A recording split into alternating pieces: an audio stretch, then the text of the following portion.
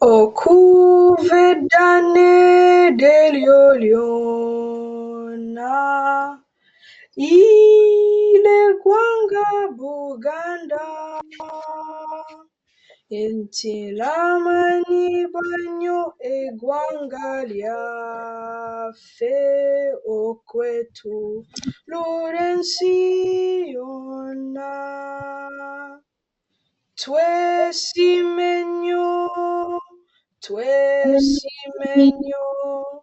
olwa Buganda lyaffe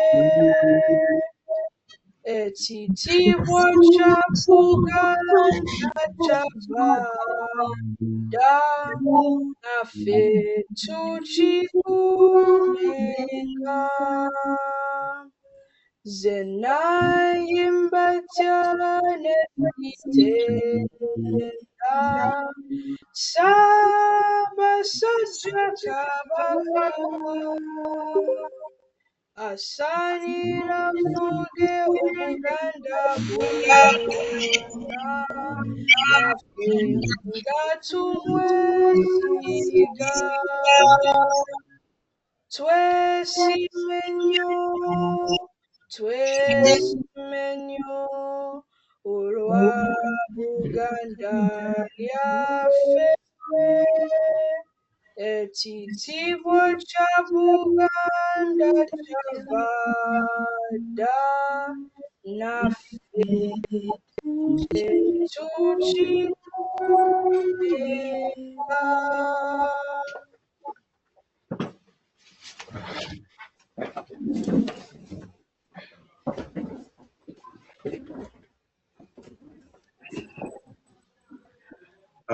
Webale nnyo Jonathan bannaffe tubaaniriza.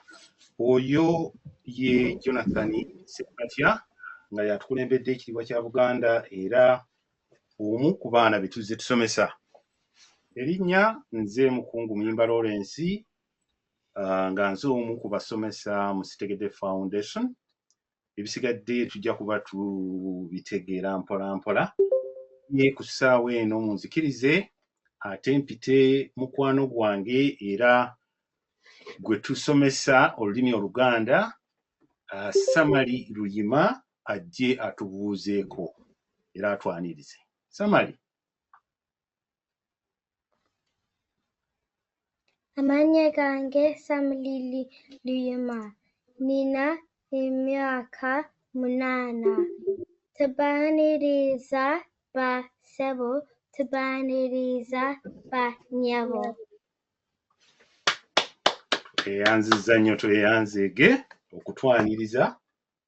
Oyo Samali Luyima nga bwe mutegedde wa myaka 8 era y'omu ku bayizi baffe be tulina mu Sitegedde Foundation nga ajjumbira kumpi buli lesoni abeeramu era n'abuuza n'ebibuuzo eby'amaanyi. Watuukidde awo mulabira ddala nti omulimu gwo gw'amaanyi era ky'akola akikola ki? Akyagala. Kati nga tuvudde ku Samali tukwebazizza nnyo, webale nnyo. Nange ne maama mwebaze nnyo kubanga naye ateekamu amaanyi. Abazadde mwenna tubeebaza kubanga mutuyamba omulimu guno. Kati nga tuvudde ku Samali tugenda kwanguwa tulabe nti kapulogulaamu kaffe tukakwasaganya mangu. Ssaawa eno simanyi tulinawo abayizi abalala nabeera nga bagenda kutuyamba okwaniriza abazadde be tulina wano. Ssebo omubaka wa Ssaabasajja tukwaniriza nnyo era ndooza n'abakungu abalala nabo bali mu kkubo. Tweyanziza nnyo okutufiisiza akadde. Eno ye Sitegedde Foundation bannange. Mwebale nnyo mwebalire ddala. Kati nsaba okuyita mukyala Jackie Kibuuka. Jackie Kibuuka gy'oli oggyeko wano oyanirize abagenyi baffe.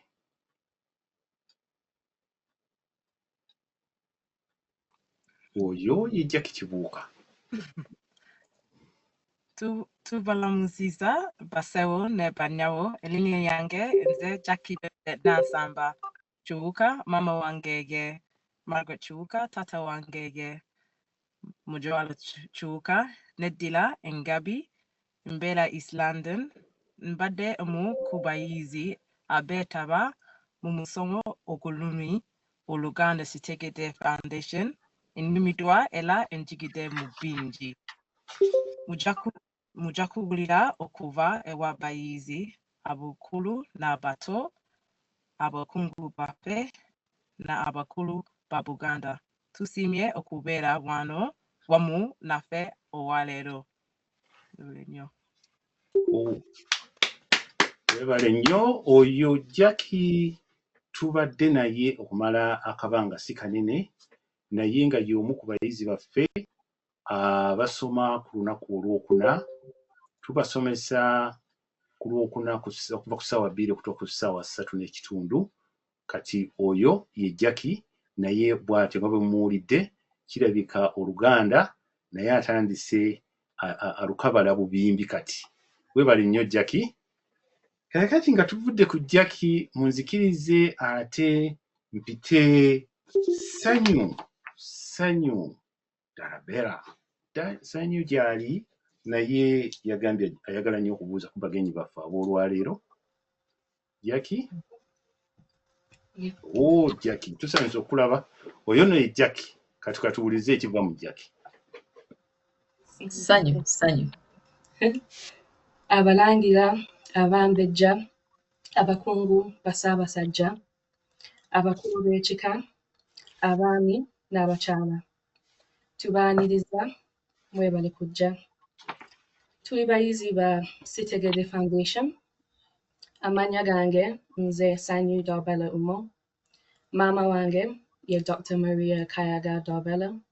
Taata wange ye Dr. Daniel Umo. Neddira Mamba.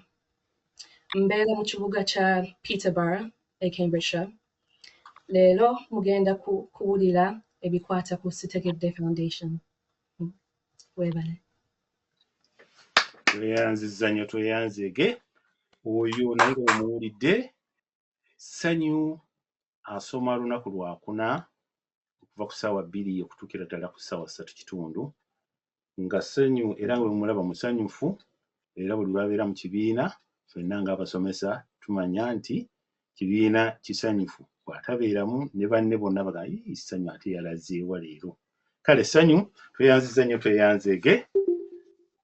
Kati nga bwe tugenda mu maaso,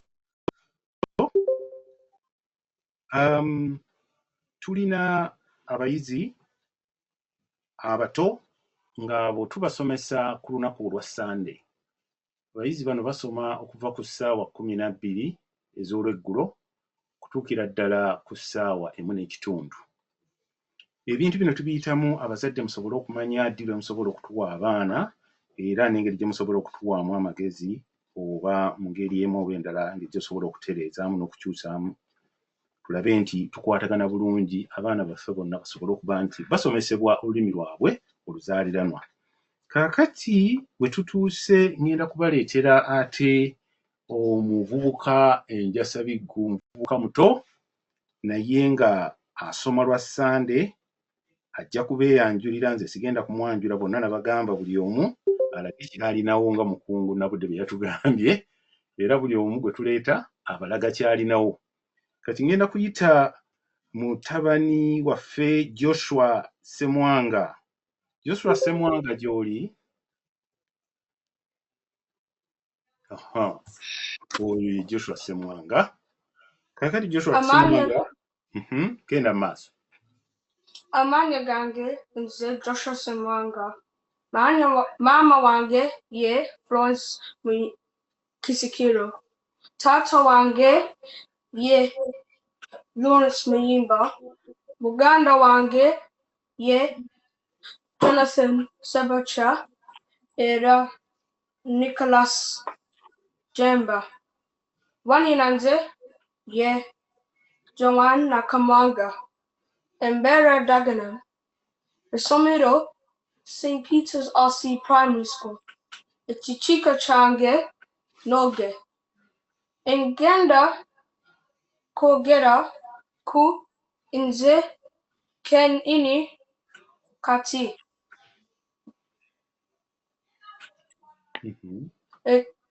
Njagala nnyo okuzannya omupiira. era njagala nnyo okufuga ddigi, era nina mikwano gyange abiri ku ssomero. Weebale nnyo okuwuliriza. Tweyanziza nnyo tweyanzege. Oyo nno ye Joshua Ssemwanga. Joshua Ssemwanga oyo asoma ku lwa Sande kuva ku ssaawa 12 okutuuka ssaawa 1. Y'omu ku abo abali mu kibiina eky'abato era abagenda okuba nti olwaleero bayozebwa omubaka wa Ssaabasajja. Olw'eddaala eryo lye batuuseeko okuba nti ebigambo eby'Oluganda batandise okubyatula era n'oli asobola okusoma ate n'okwogera n'abanga byayogera abakulu ndooza mubiwulira bulungi. Weewaawo nti mukyalimu ebitege ebitonotono naye bagamba eyali afudde bw'alemala akola ki? Yeebaza Katonda.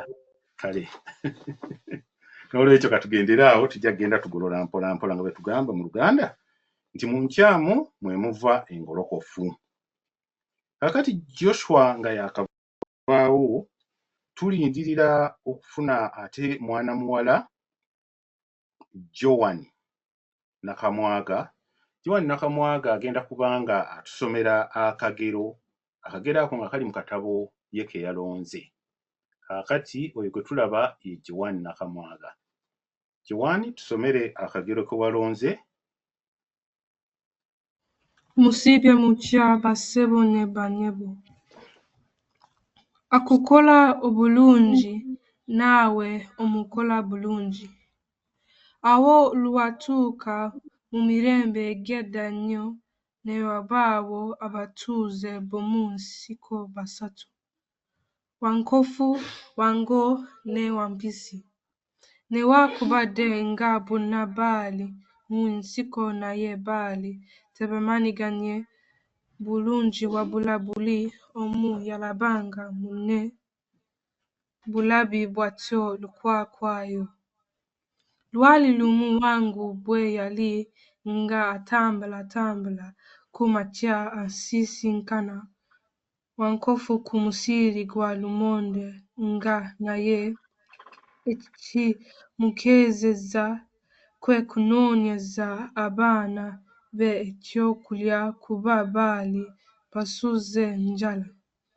Wango mu kaseera akatono ako bwe yatunuulira Wankofu n'amwegomba nnyo naye nga ekimumwegombeza kityo ye langi y'omubiri gwe.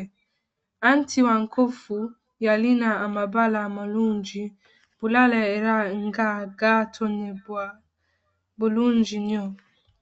Amagwago Wango n'asaba Wankofu amubuulire eyamutona amabala amalungi bwe gatyo. Naye Wankofu yamuddamu asekamu okusekamu nti, ebintu bye nakusalira okumpa ndyoke nkutone amabala gange onoosobola okubimpa? Wango kwe kuddamu nti, yee, nyebu nja kubikuwa. Wankofu teyalwa n'amugamba nti, genda noonye ensolo efudde weri ojje ewange ontegeeze. Nsula awo mu muti munene ogwo gw'olaba ku kasozi ako. Okuva awo Wango yagenda abuuka bibanda era mu nnaku entono ezo ze yamalyo yali ng'amaze okuta ennume y'engabi. Bwe yamala okulaba ng'eneesaana mu maaso g'omusizi wa langi kwe kwanguwako n'agenda amubuulira nti, jangu olabe obanga onoosima omulimu gwe nkoze.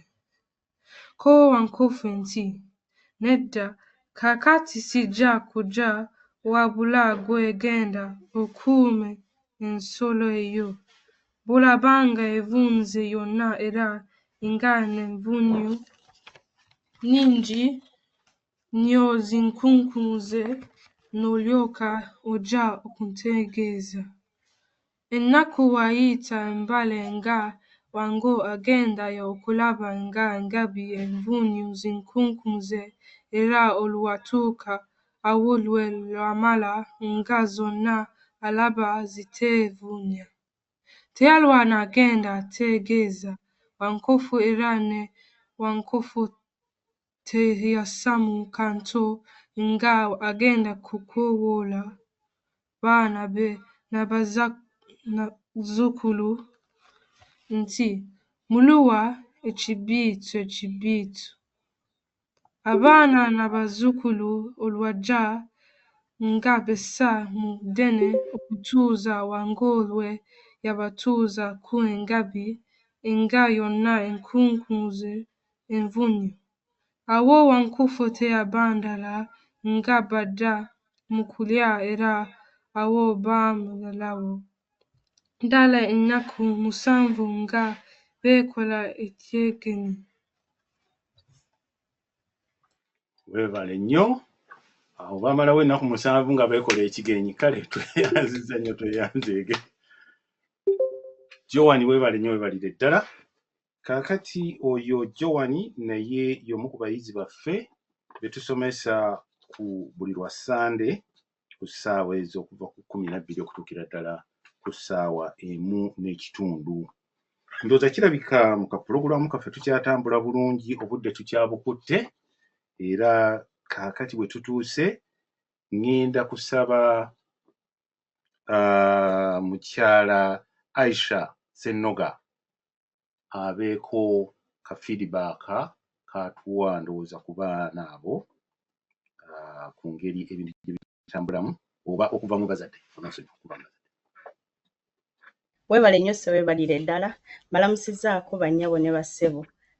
Amannya gange nze Aisha, mukyala Aisha Ssennoga, nga ndi muzadde mu Sitegedde Foundation.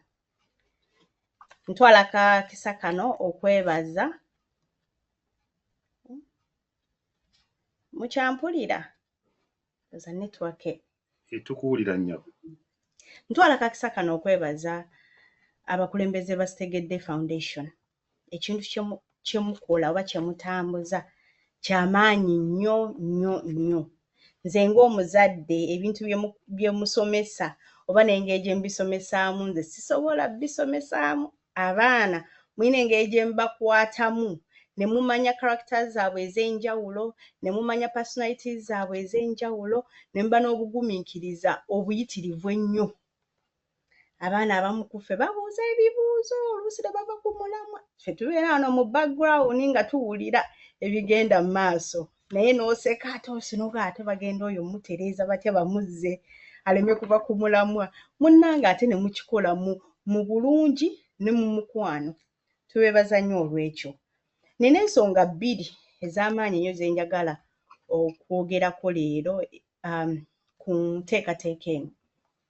Ekisooka, ng'abazadde Abaganda oluusi tulowooza nti ffe tuba twogera Oluganda ewaka, twogera n'abaana baffe, kimala omwana ajja kuyiga Oluganda aluwulira. Naye munnange ensi gye tulimu teyogera Luganda outside. Kati exposure eno ey'ewaka nebeera nga temala.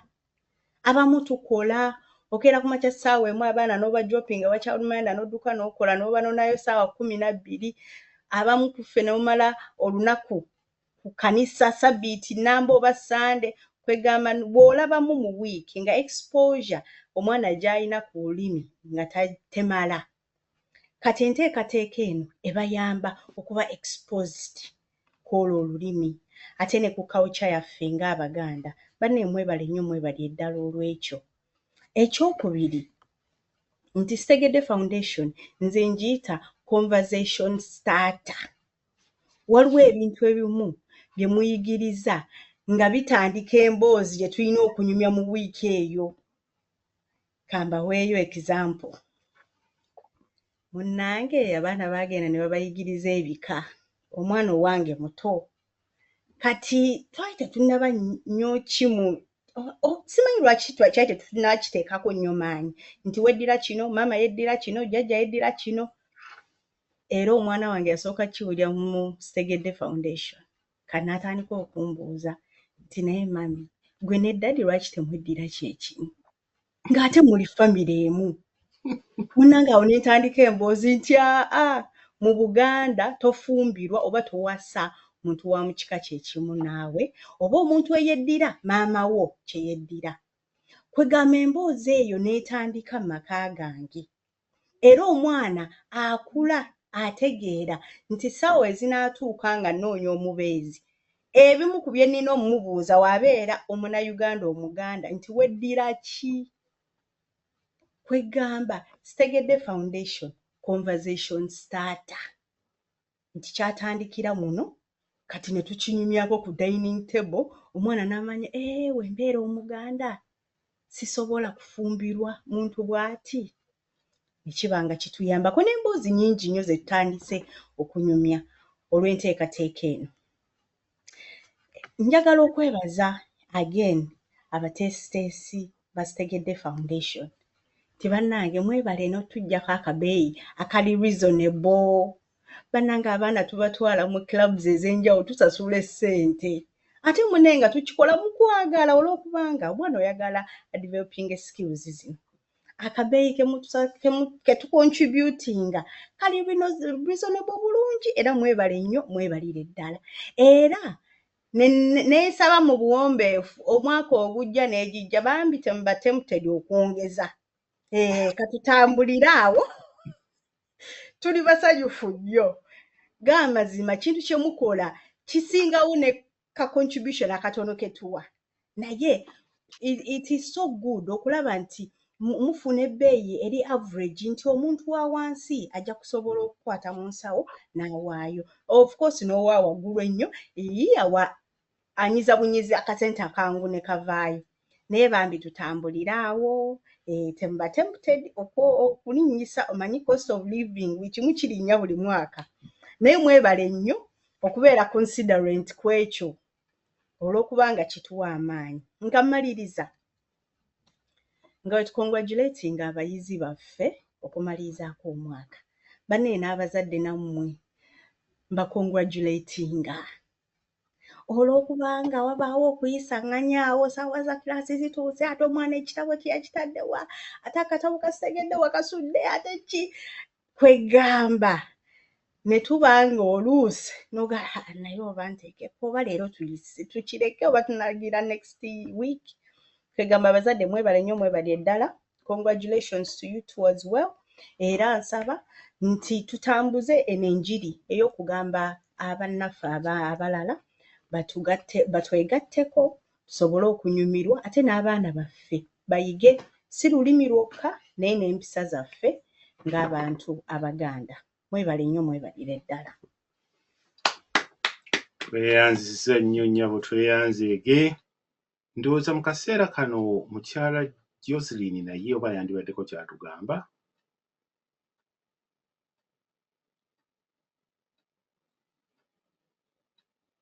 bannange nze njagala beebaza bwebaza nti mwebale nnyo mwebalire ddala omulimu gwe mukola bannange ate oba abamu ku ffe tulowooza singa temwatandikawo kintu kino oba twandibadde ku ki kubanga abaana bayize ebintu bingi bye twali tetulowooza naffe ng'abazadde obayigiriza era nga mukyala Samali wagambye tubeera ku mirimu okomawo okooye ebintu bingi tubireka ate nga biri important going forward abaana naye nammwe mutuwadde kwegamba bwe tubeera mu background ne tuwulira nga mubasomesa abaana oluusi n'ojjukira n'ogamba kino ekintu nino kibayigiriza kiri very very important kati we bavaako eyo wiiki neeba nti kati twogera ku eyo topiki kwegamba kye nawulidde mu background naye nga tweyanziza nnyo tweyanzege simanyi era nga wogambye mukyala Samala akasente ko keeko bambi kali affordable mwebale nnyo mwebalire ddala n'ekirala n'otugumiikiriza ng'abazadde oluusi tufailinga abaana bano to attend, ne babeera nti no bali consistent. Era kiva ku ffe bazadde, naye tujja kugezaako okwongeramu amaanyi tulabe nti kino ekintu tukitambuza, nabo beeyongerayo paka we banaayiga olulimi. Mwebale nnyo, mwebalire ddala. Tweyanzizza nnyo mukyala Joseline.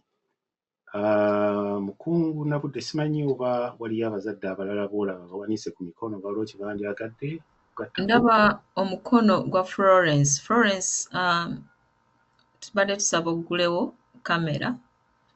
Omukono owanise omukono.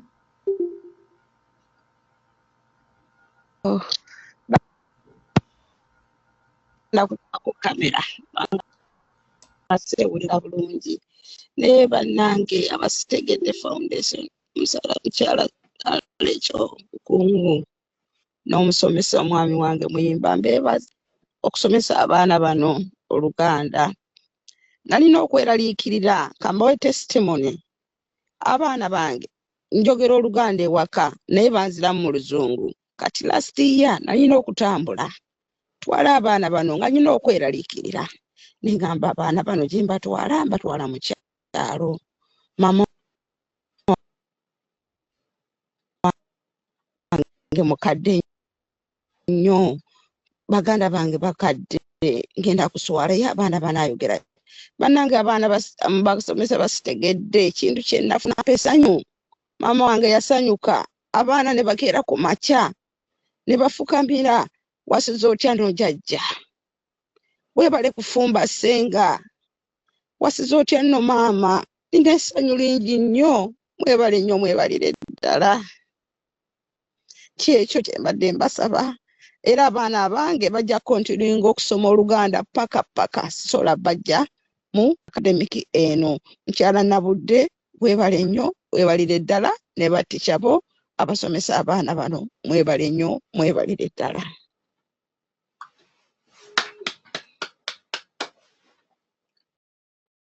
Amiina ennene. Kaakati simanyi mukyala oba waliyo omuntu omulala Mukungu Nabudde oba tugende maaso? Tugende maaso Mukungu. Mwebale nnyo we twogerera kati nga era tuli ku kadde tugezaako okugagoba nga tugenda kubanga tuwulira ebigambo ebikwatagana n'Oluganda nga bino bigenda kuba biva ew'omuyizi wa ffoomu amannya ge ye Reese Morgan.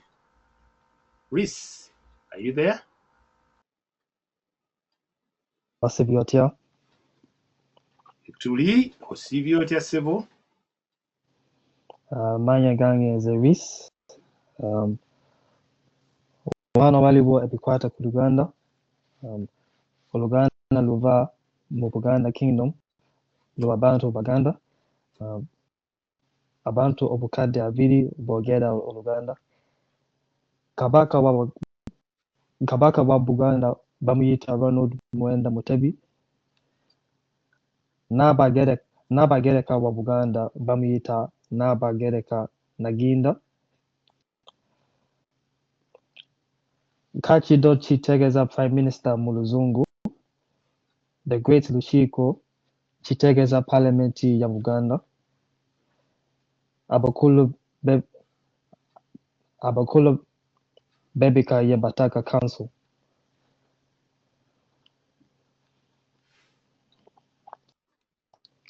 And that's all the facts that I have about Uganda. Thank you very much.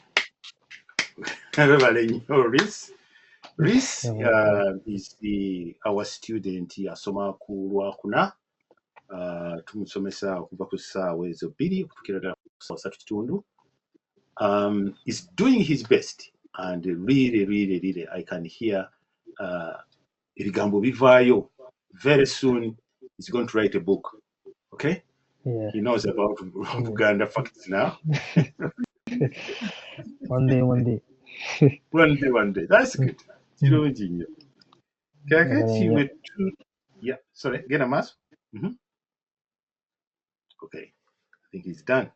Now, tugenda okufuna some feedback okuva ku Esther. Esther, gy'oli? Hello, Esther. Okwaniriza kati genda maaso. Chevaliko Basavanyabanyabo. First of all, I'd like to say Webalanyobaliddala for creating this platform. I've learned so much. I'll try mixing some Luganda. No, I'm trying. So in terms of feedback, what I really liked that I think was good is structure Yali Nunji. We do speaking exercise throughout and we emphasize the importance of stressing and lasting, which I think is so important because it changes the meaning of the word. Waliwo bingy content, we cover bingy nnyo, so from weather to time, and everyone was very friendly and teacher Lawrence explains things very well and he's very patient. And I'm a visual learner, so I like the tables for the time and then the diagrams for parts of the body. But in terms of what we could improve on, to Sobola more scenario-based role play exercises. So for example, if you go to a restaurant, again the cool restaurant, Oba Katale and Neba Gamba and Timatoke is in Kumitano. Now you want it Oyagala Kuin Kuminya. How will you navigate how would you navigate that type of conversation? So more everyday conversations. We could do scenarios or what you say here or what you say there. And yeah, that's my improvement that I think would be very beneficial. Tweyanzizza nnyo tweyanzege. Oyo ye Esther Kasule naye muyizi asoma lwakuna kuva ku ssaawa ezo 2 okutuukira ddala ku ssaawa 3:30. Tweyanzizza nnyo tweyanzege. Ndowooza kati we tutuuse tugenda kuwulira eva ew'omukungu Nabudde. Rachel, awe tutuuse ssaawa eno kati. Mukungu, over to you, Nyavu. Nsaba munkwatireko katono. Weewaawo Nyavu, tukwatiridde. Bannaye mwenna tuddamu nate okubaaniriza abazadde abalina abaana be tusomesa n'abo ababadde batannatuwa baana. Bannaye mbatuwe abaana tubasomese. Nga bwe muwulidde abazadde abamu abalina abaana balina kye balaba ekikyuseemu. Muzadde omu atutegeezezza nti tulina engeri gye tutandika emboozi esobola okunyumizibwako awaka. Ekyo kya ttendo. Ate era n'omuzadde omulala nga bw'atugambye nti ye mu kugenda eka yali tamanyi na kyakkola. Bazadde bali mu myaka naye abaana bano bwe mulaba ayinza okuba nga tayogera naye ebintu aba bitadde mu mutwe mu ebiri. Alinda bulinzi kasaawa kali alyoka abite akuwe weebuuze nti omwana bulijjo bwe twogera aba awulira. Kale abaana temubageyaabo kati mu Luganda babimanyi babiwulira. Mukungu oli okay? Ndi okay ssebo. Kale. Balamusizza nnyo bassebo ne bannyabo. First of all, I will use both English and Luganda so for the benefit of our students who are still learning so that they can understand this presentation without it being translated. But first of all, njagadde okulamusa abayizi baffe abasitegedde, abayizi ba Luganda Virtual Academy, abaami n'abakyala, abakulembeze bonna be tulina wano, ab'ebyomwoyo, abalangira n'abambejja, abakungu n'abaami ba Ssaabasajja mwenna, ababaka b'abataka be tuli nabo, Oweekitiibwa Rashid Lukwago, nsuubira nti naye tuli naye, omubaka wa Ssaabasajja Geoffrey Kibuuka wano mu UK ne Ireland. Tusanyuse nnyo mwenna okubalabako akawungeezi ka leero.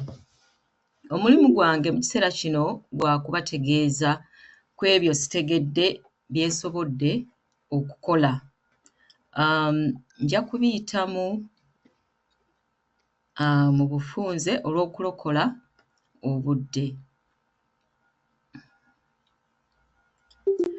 We started teaching Luganda language during the COVID years, and at that time, we had many people who responded to our promotions, and they wanted their children to come and learn Luganda with us.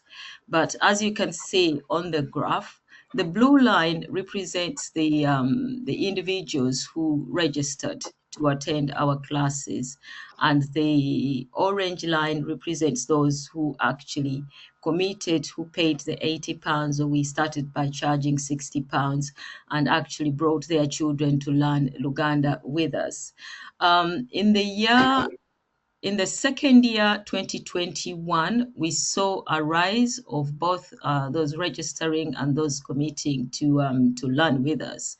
And then in the year 2022, which was the third year of teaching, again, we saw another rise in those registering to study with us. But then what happened in that year was that COVID restrictions were lifted.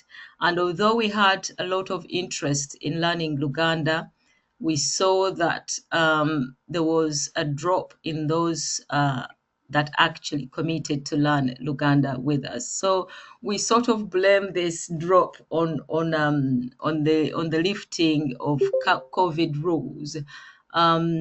Students and parents, obviously, everyone wanted to go back okufuluma ebweru, okwenyigira mu bintu ebya activities eza face to face, ne tubeera nga tulwanagana nazo. Abayizi ne babeera nga si bangi nnyo bajja ku mulundi ogwo okutwegattako okusoma olulimi oluganda. And again in 2023 we saw that there was a decline in those actually applying and those committing. So bwe tutyo bwe tutambudde ekumala emyaka, kati guno omwaka gubadde gwa kutaano, Academy y'Oluganda bwetyo kyekyo ekifaananyi kye tutambuliddeko. Mu kugeraageranya abayizi abato n'abakulu registration and enrollment, tulaba nti ekifaananyi ekyo tekyawukana nnyo, nti ekifaananyi ky'abato abeewandiisa and 60% representing the overall of registration. Ate enrollment, again, the 65% represents the overall. Tulaba nti ebifaananyi ebyo tebyawukana nnyo, era n'ekyabavubuka nakyo tekyawukana nnyo. Wano mu kino tukuba omulanga nti bannange mwongereemu amaanyi abatuyambako okusaasaanya omulimu guno, tulabe nga twongera okugaziya ekifaananyi kino eky'abakulu abavubuka okubeera nga kigaziwa okusinga ekyabano abato, kubanga abavubuka bano baba beesaliddewo nti baagala, they want to come and learn, but the numbers, we are still saying that those numbers are still very low compared to the children. The children, obviously, they are registered by their parents, but the youth and the young adults, they register themselves. But we want to make sure that that picture changes so that we have a relatively comparable figure between the youth and also the children. We believe nti tukiriza nti abavubuka singa baba bangi abajjumbira omusomo guno, ate nabo bajja kusobola okusomesa abaana baabwe bwe banaaba nga batuuse mu biseera eby'okufuna amaka. Kale mutuyambe abavubuka abali mu misomo gino okwongera okusaasaanya enjiri eno mu bannammwe be muba ganye nabo. Olw'okuba nti numbers zaagenda zikendeera, omwaka ogwa 2023 twatula wansi nze ne mukungu Muyimba ne tukolamu ku review okulaba kiki ekireetedde ebintu okubeera nga biri nga bwe biri, era kiki kye tuyinza mpozzi okukyusaamu oba n'okulongoosaamu. Mu ebyo bye twatunuulira twalaba nga tulina bingi bye twali tukoze internally ebisobola okubeera nti bisobola okutwala omulimu guno mu maaso okugeza bye tuyiga bwe tuba tusomesa abaana when we are teaching in class we are also researching and learning new ways of teaching and new things out of the questions that are being asked. So we have tried to put all that knowledge into a document so that it can be used in the future. Also, we have been able to produce Luganda language course materials. Tulina ebitabo ebisomesa olulimi oluganda, tulina Luganda English phrase book, tulina ebisomesa possessives, byonna biri online. Ne tubeera n'engeri gye twagunjaawo esobola okusomesa abayizi abatayogera oba abaana abatayogera Luganda. Kyetwandiise speakers wano balina term gye bakozesa okunnyonnyola abantu abatayogera lulimi olulala naye nkyerabidde bwe bakiyita. Ate ne tulaba nti era twalinga we have inspired young people living in the diaspora to appreciate the Luganda language as a second language. Kasooka nga tutandika, we have taught more than 120 learners over the 5 years we have been in existence. Mpozi n'ekirala kye tukoze ensimbi ezo waliwo yayogeddeko nti akasimbi keeko. Akasimbi ako katono naye bwe tuba nga tukakuŋŋaanyizza katuyamba. Ate era ensimbi eziba zifisseewo we use this in the community. Ziddayo mu community ensimbi zino ezisinga. Tezirina nnyo kye zisobola kukola kubanga omulimu guno gwe tukola gwa bwannakyewa. Bwe wabeerawo omukolo gwonna oguli mu community tugenda ne twetaba ne tubeerayo weewaawo tutwala omudaala naye era ojja kwesanga nti emidaala egyo tugibeerako naye we don't really generate any revenue from selling books or getting registrations. Naye ekikulu kwe kubeera nti ensimbi ezo zizzeeyo ate ne ziwagira emikolo egiri mu community. Tulina ne stable platform eno gye tukozesa eya GoToMeeting nnungi nnyo mu kusomesa kubanga tetera kuyuugayuuga. Twafuna ne some sort of recognition by Buganda government okwogera ku bye tukola bwe baba nga balina speeches ze bayogerako n'okutwebaza emirimu gino gye tukola. Kale bino byonna ne bitukubiriza oba ne bituwa amaanyi mpozi n'okwongera okugamba nti katukasuke nate akatimba ku left oba ku kkono tulabe oba wanaabeerayo abanajja omwaka guno. Era omwaka guno twasanyuka okulaba nti twafunayo abazadde abaatuwa abaana ate era n'abavubuka abajja okwenyigira mu kusoma olulimi oluganda kubanga at the end of 2023 we were deciding, is this project really needed in the community or should we just stop delivering altogether. Naye olw'abayizi be tufunye omwaka guno tebabadde bangi naye babadde bayizi nga bafaayo okugoberera ebisomesebwa ate era nga babyagala. N'olwekyo ne tutandika omwaka guno ne tuggulawo tutandika okuparticipatinga ku social media. Twasokera ku YouTube tulina YouTube channel ndowooza mugiraba eyitibwa Sitegedde Foundation. Bw'oba ogenze ku YouTube ojja kugisangayo. Babuuliddeko nti tulina ebitabo bino bye mulaba kino ekitabo ekisookera ddala eno kyekya Luganda English phrase book. Ekitabo kino bw'oba okibikudde ojja kusangamu phrases ezo ez'Olungereza ng'ate zivuuniddwa mu lulimi Oluganda. The aim is for one word every day. And with that one word tukuwaayo n'ekyokuyiga ekirala. Ebyokuyiga bino ebimu bikwata ku byabulamu ekyokulabirako bwe tuba twogera ku mmere gye tulya. Emmere eyo tukunnyonnyola emmere eyo ekuyamba ki mu mubiri.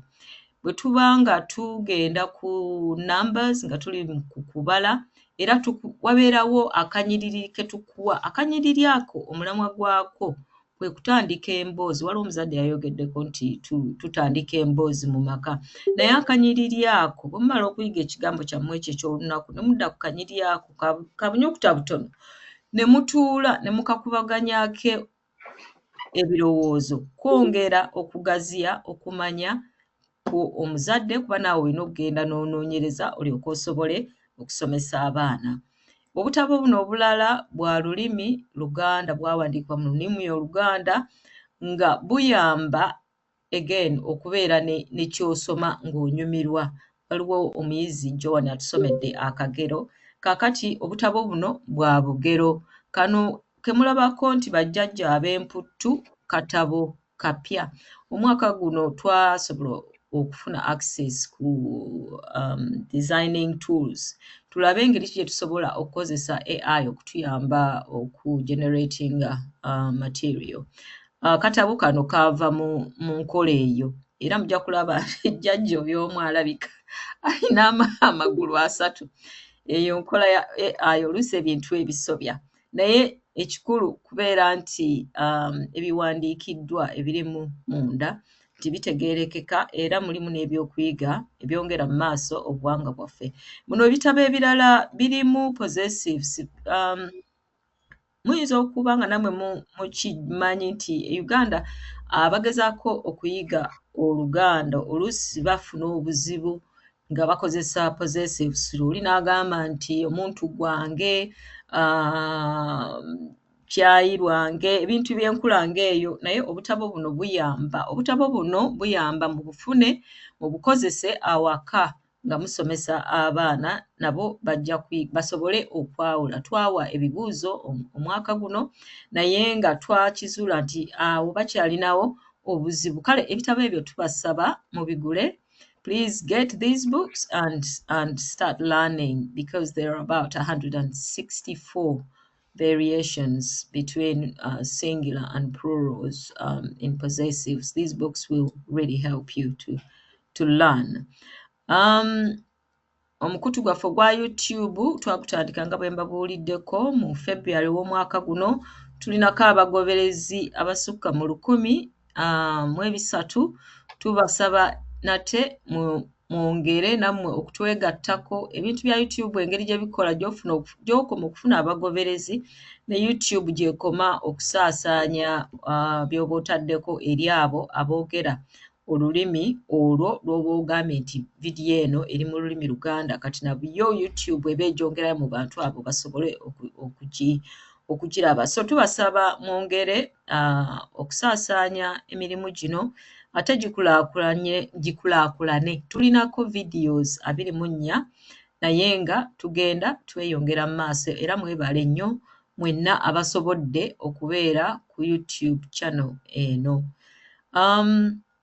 Ezo ze zimu ku videos eziriko. Tulinako okubala, tulinako emirundi, tulinako okumanya amasaza, ekitiibwa kya Buganda nga kiyimbibwa munnaffe oyo tulina okumuwa erinnya ndooza mu biseera ebijja.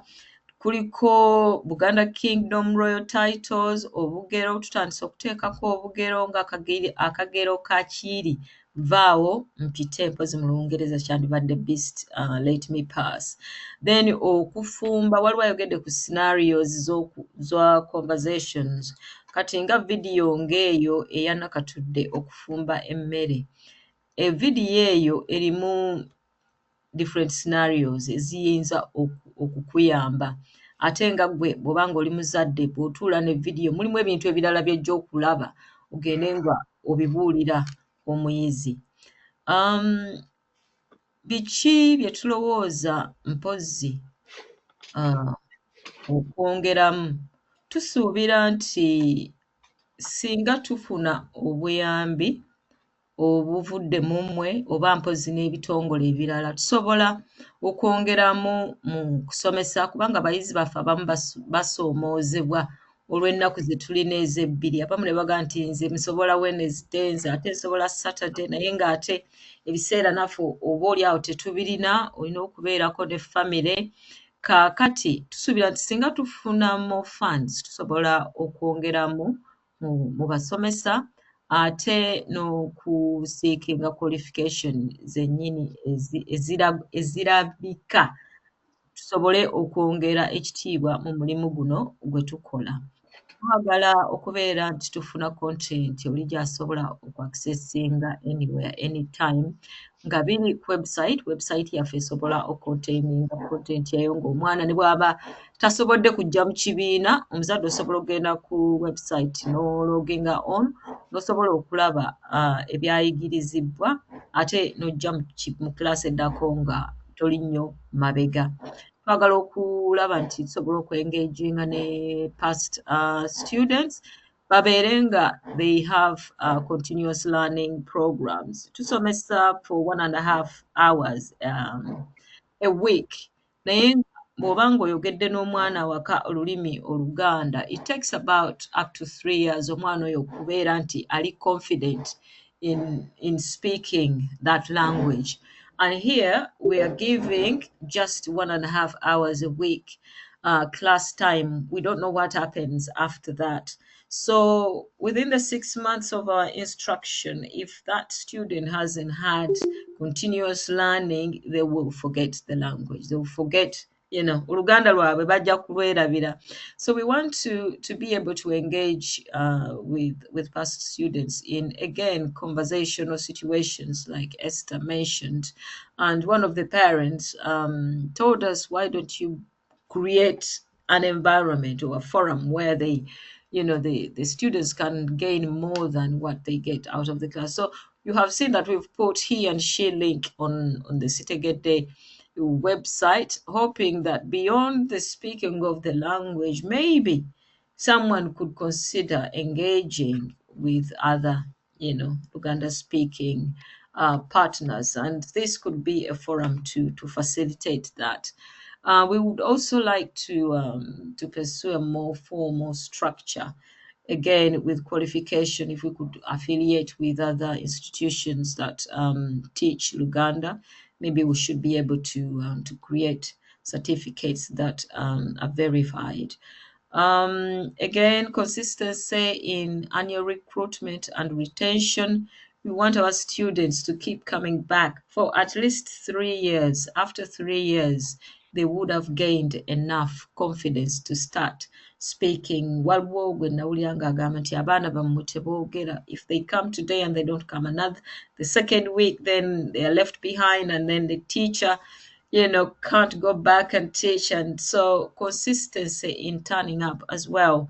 We ask that you help us with this, and obviously engaging with our institutions back home. That would be helpful in promoting the program. If there's anyone out there who's a creative, a designer, programmer, please come and join with us so that we can do this. Please, we ask that if you have anything, any change you can help us with, donate to help us go forward. Because if we don't get enough students, we can't pay for the website. We can't produce more material. We can't print material. We can't print the books. So please help us if you can. Your £5 can sponsor 2 lessons. £15 can buy a Sitegedde Luganda English phrase book for a student. Some parents struggled where you saw we had a drop. We also changed our fee structure. We used to charge £60 and we took it to £80. And we also took away the monthly payments because it involved quite a lot of administration to go and check who has paid, who hasn't paid. But maybe next year we should bring that back. Omuzadde abeere nga asobola okusasula oba n'omuvubuka kubanga bayizi baffe abamu, they are students, they are going through university. So maybe we'll bring back the £20 a month and you spread the cost over 4 months. And as I said before, programmers help us to put stories, bring our stories to life, and also our lessons, because every student learns in different ways. Some learn by text, others like saying images and moving images. And the he and she link, we hope that there will be value added programs that come out of there. But most importantly, please refer us and spread the word. Tell others about what we do. And if there's any organizations there that would like to synergize with us, we are open. please come forward and let's do this. Of course, your feedback matters a lot to us. We have got on our website your feedback form. Everything you've, whether you're a parent, whether you're a student, and you want to leave us some feedback, some of this feedback can help us to put together a frequently asked questions. We can answer them and leave them online, but if it is more of a personal feedback, we would also like to hear that, because we would really love to improve and leave a legacy of our language here in the UK, in books, in audio, or in visuals, and also any other way we can make sure that it reaches our children, because once we are done, then they are the ones to take this language forward. Thank you very much for listening to me. Neyanziza nnyo, neyanzeege okumpuliriza. Thank you. Webale nnyo mukungu Nabudde. Nsuubira nti abakulu abatuwuliriza bafunye kinene nnyo okumanya wa gye tuvudde, wa we tuli, oboolyawo nawa gye tulaga, nawa bo gye bandyagadde tulage, kubanga n'ekyo nakyo kyetaagisa nnyo. Tugenda kufunamu ka break katono, oba tugenda kuwummulamu obudakiika butono. Mukungu Nabudde ndowooza ojja kukwatako mu tekinologiya awo obeeko ky'otuwa.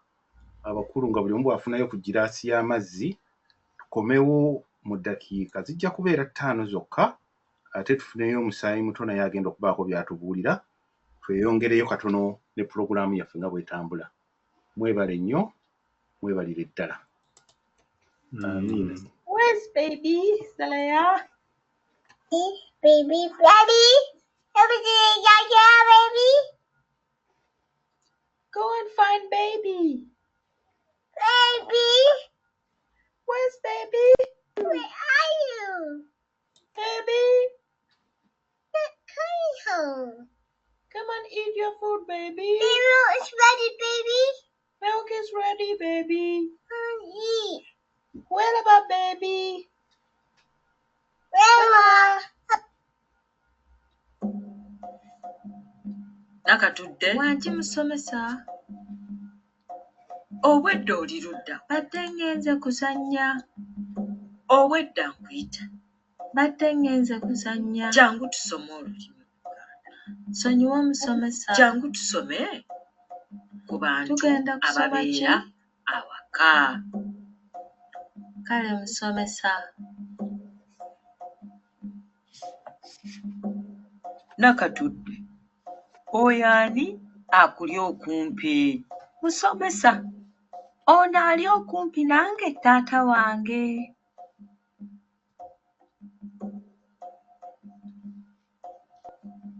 Nakatudde.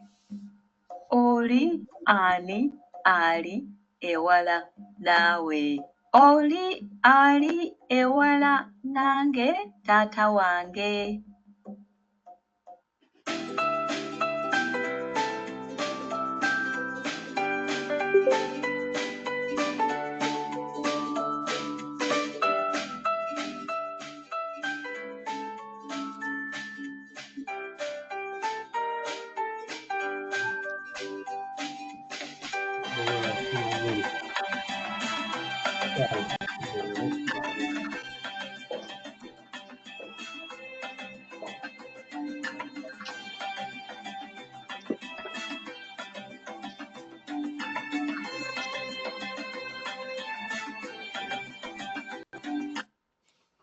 In fact, this whole week, I feel so weak in the morning. Hope I'm not sick. Maybe you had too much to drink. Last night was fun. I enjoyed the outing and the company was perfect. It reminded me of the trip we made 6 months ago when we went to Nairobi to see our relatives. It was too much fun when we went to the nightclub. I just wanted to know how you are doing before I get out of bed. Ekituuke kimu ekitooke kimu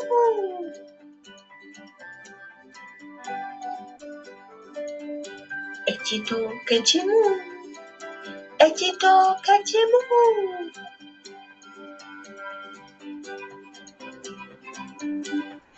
ebitooke bibiri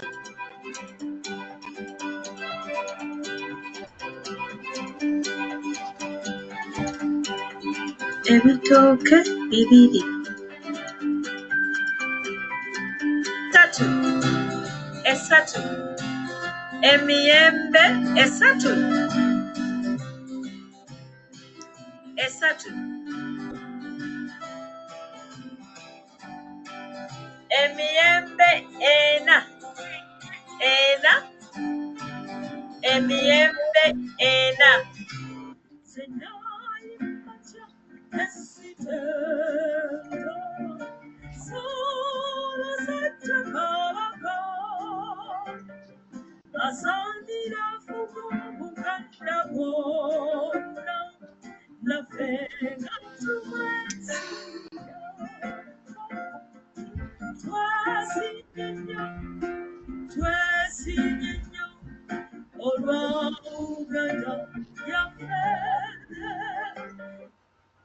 Genda kuzaako omuyizi omu asooke atubuulire ye mu kulaba kwe biki bye twandyongedde mu kusomesa kwaffe. Omuyizi ono ye Claude Luchamuzi. Luchamuzi, oh good.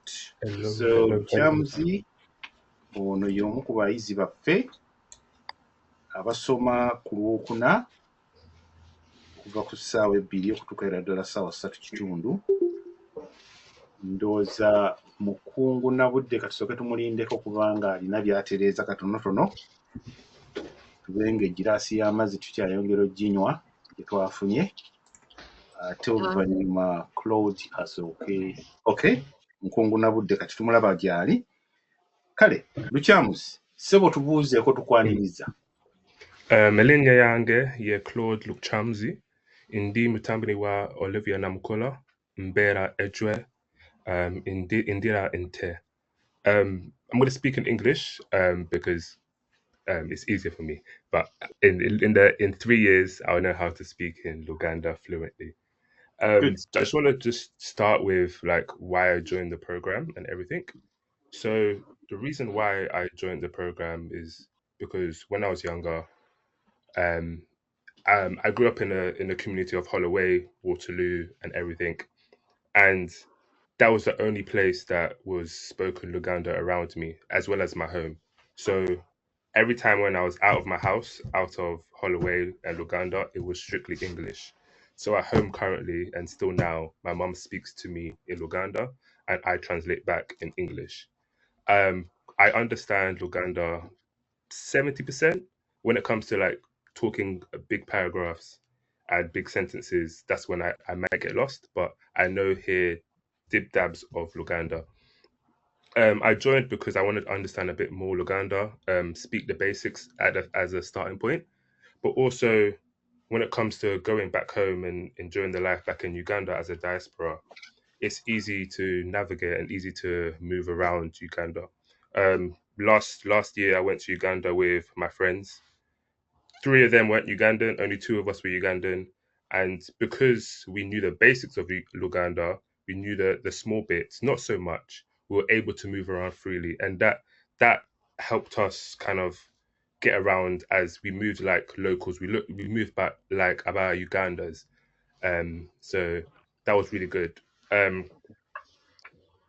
When it comes to what I love and learn about the course is that in the course we kind of learn and we were able to ask stuff that weren't able to do outside of self-learning. So there's little phrases like "echulo chachulimbiachi" is something I learned in the class, and that's something that I wouldn't be able to learn outside. So them little things that when I said it to my mum in the morning, she just laughed. So like them little things. When it comes to like improving the lessons, I would say we had a big stretch of 6 months of learning.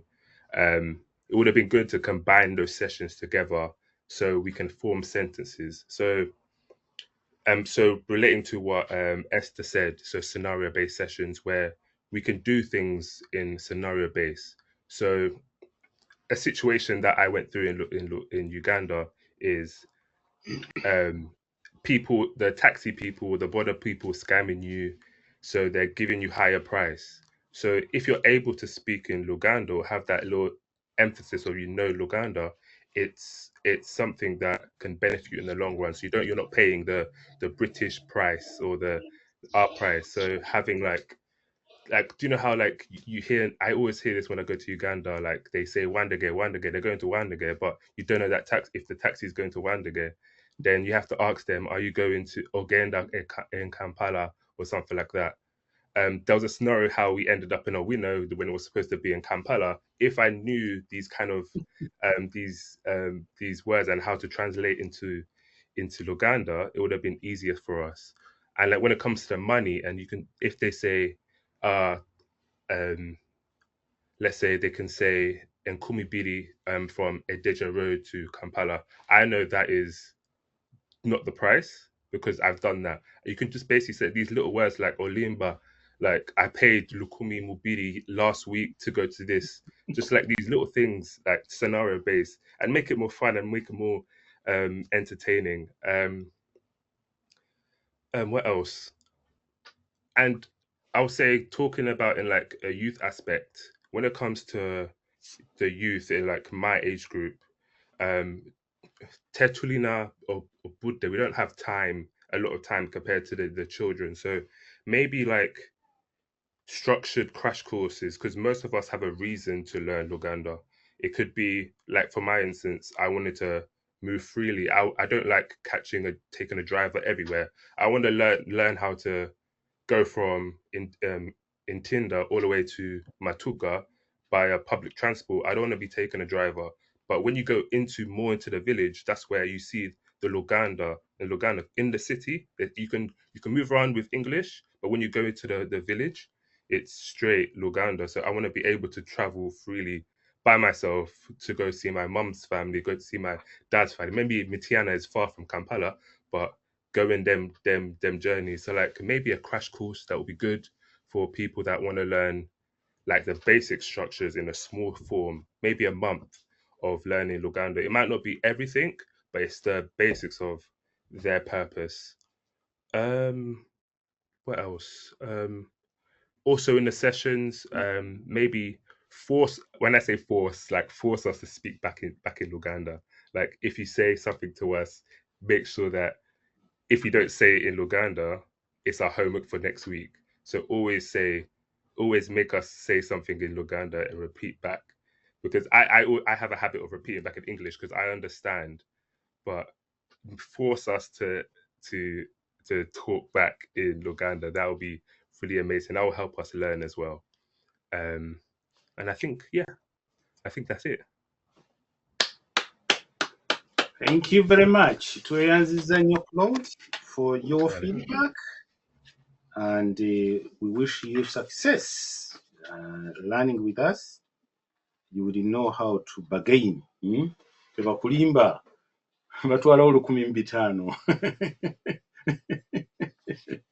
Okay, kaakati akaseera kalabika katandise okudduka. Munzikirize mpite omwogezi w'enjawulo mukyala Koni naye abeeko byatugamba. Nsanyuse nnyo okubalaba abagenyi baffe, omubaka wa Ssaabasajja Oweekitiibwa Ssaalongo Kibuuka, Oweekitiibwa eyawummula Frederick Lutaaya, abakungu mwenna mu bitiibwa byammwe, abayizi baffe mbayozaayoza, abazadde baffe mwebale okutuwa abaana, abagenyi baffe batwegasseeko mwenna mbaaniriza. Amannya gange nze Konsolaata Nakaweesa neddira Ffumbe.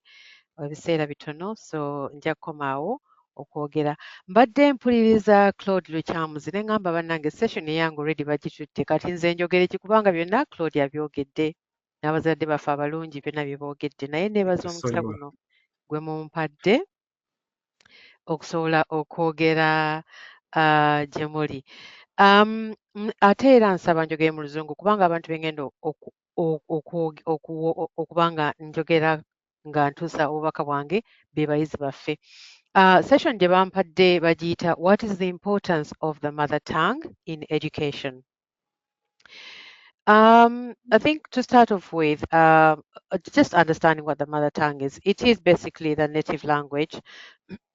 There is beauty, there is power and beauty in being multilingual, in multilingualism. As we've heard from all the feedback today and from you, our esteemed students as well, the beauty of the mother tongue, it's really about building a strong foundation for you to be able to communicate in both the dominant language within the United Kingdom, but as well as the native language in which your parents, in which you're born, and which really identifies you as who you are. It opens possibilities, and we've had the feedback from today from all our students as well as the parents. The possibilities of being able to converse in your own language. We had parents say it has opened discussions for them within the home, discussions which they thought they would never have in the first instance. So that is definitely the beauty of having learning your mother tongue. It also ignites a deeper depth of understanding. It sparks a deeper understanding and expands your knowledge in terms of how you can express yourself in your mother tongue, as we've had. But it's not just about the language and the communication. It's not just about the social interaction as well, as we've heard from Claude today. He's able to translate for his colleagues that he traveled with in Uganda. But it's also about your own identity, who you are, because you're able to speak the language, your native language. But it also, it's about your culture as well. So not only have you enhanced your understanding of the Ugandan culture, because you've seen with some of the demonstrations, it's not just about the language, but also there is visuals that go deeper into understanding why, and it explains more, especially when we're learning about the body parts. So we get to understand what is it all about. So we go beyond learning the nouns and the objectives, but also the possessiveness. Also learning the mother tongue, it's about boosting our own confidence and our own self-esteem, so we feel that we're active members of our society. Like Claude said, they won't backbite you, tebajja kugeya, ojja kuba omanyi kye boogerako, and now osobola to hold your own and have a very good discussion. Naddala nga Claude bw'atugambye Uganda balowooza nti muvudde Bulaaya and you can't understand what they're talking about. So, and again, the beauty of enhancing your own abilities and skills. I mean, for some of our learners here today, you're not just speaking English, you're speaking Luganda, but possibly you're able to speak another third language as well. So you're able to form sentences, you're able to express yourself in Luganda. Now, this again, as I've emphasized, it fosters a sense of self-worth. You're radiating self-assurance, as I've seen from some of our students here today. And it's also a deeper connection with your own heritage. You can stand with pride and say, I am a Ugandan, I speak Luganda, and I am aiming to be even more fluent in Uganda, in spite of being born in the diaspora and speaking predominantly English. The other key thing of learning your mother tongue is it bridges your understanding, because you're able to express yourself not only in Luganda but also in your native language. So you understand your culture better, you understand your heritage better. You've seen today some of our students singing for us the anthem of the Buganda kingdom. So it just doesn't stop about learning to speak Luganda, but also the culture that follows.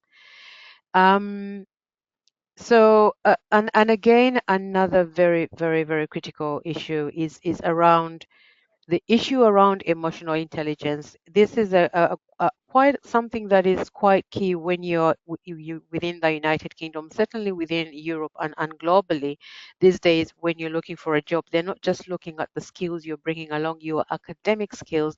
They're not just looking at your experience. They're not just looking at your abilities. You may have seen, for some of you who are already in employment, because we have learners here who are older and they're already in work.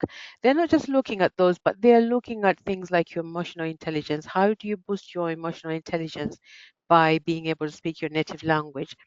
You are you are demonstrating higher level of your social skills, your social interaction, because in some of these interviews, they will ask you about your hobbies and activities, and you tell them that actually I'm enhancing my understanding and my abilities to interact with a more diverse people I might be able to bring in terms of coming to work here. I understand that you work predominantly with people from the immigration community. You may want to use me sometimes if you require my translation services without having to go and purchase it, to be able to have that initial conversation with somebody. So you are actually already enhancing yourself and your abilities in terms of your employability. So I was given 5 minutes, so I'm going to summarize. So it is my hope today that you can build on your foundation.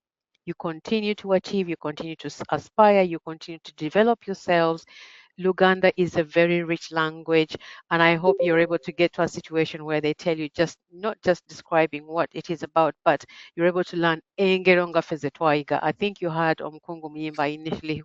He was giving you a flavor of the kind of engero ze tuyina, very rich and very diverse language. So may you continue to embrace your diversity through the Lugandan Academy. We are really honored and we are blessed to have you, our esteemed teachers. So a great thanks to you, because we know this is a voluntary piece of work, as you've indicated. So thank you so much, and may we continue to strive and achieve. And once again, thank you for this opportunity to be able to talk about the benefits of the mother tongue. Okay, bannange tweyanzira nnyo ebigambo ebyo byonna bitwongeramu amaanyi. Ndowooza kampeeyo obudakiika nga 3 abazadde abalina ka feedback konna ke bandyagadde otuwa tubukozese mu ngeri eyo. Oba olina kye wandyagadde otuwulirayo ku by'owulidde, kozesa kagundi awo wanika omukono tumanye, tusobole okuyita. Tulina obudakiika 3 tusobole obukozesa mu ngeri eyo. Munansonyiwa ekifaananyi temukirabye, naye nga tuli wano ne muwala wange nakatudde, era tubadde tuwuliriza bingi nnyo. Awuliddeyo abamusoomoozezza n'ayagala okubeesimbamu nti ndowooza nze ntegeera Oluganda, nsobolera ddala okwogera Oluganda, naye nga kaakati nze nsaba kwebaza nti omukungu Luyimba ne mukyala Nabudde, omukungu Nabudde, mwebale nnyo omulimu guno omunene gwe mwasalawo okweteekako okuyamba Obuganda okugenda ewala, naddala nga muyita mu lulimi. Nina muwala wange nga bwe mbagambye wano, twogera Oluganda awaka, naye okuluddamu kye kikyali ekizibu. Ng'era omu ku baana awo bwe yayogedde, oba ye abadde lukyamuzi, tyayogera Oluganda awaka, aluwulira naye okuluddamu bwe buzibu. Tulina ndowooza okusomoozebwa kwa maanyi okuteekawo ezo crash programs, okulaba nti nno abaana tebayiga nnimi zokka za Europe, wabula bayiga n'Oluganda mu crash program, ebintu ebyangu eby'okutandikirako. Kale tugambe bwe tuba nga tusobodde okubateeka ku nnyonyi ne bagenda bokka, bwe batuuka eyo banaayogera batya n'abantu be basiŋŋaanyeeyo. Kweka okusomooza nze kwendaba okw'amaanyi ennyo. Ebisinga obungi bambi babadde bagezaako okubiyiga, kubanga osobola okubiwandiika. Tugambe nga family line ogiwandiika yonna n'ogimukwasa, n'agikwata n'agitegeera, naye okubyogera eri yekka ng'ali yekka oluusi kimukaluubiriza. Atali ekyo, munzikirize nkomaawo nga neeyanza olw'omulimu omulungi ogukolebwa Sitegedde Foundation. Tweyanziza nnyo, tweyanzeeke. Simanyi oba eriyo omuzadde omulala tukyane naye akatakika kamu.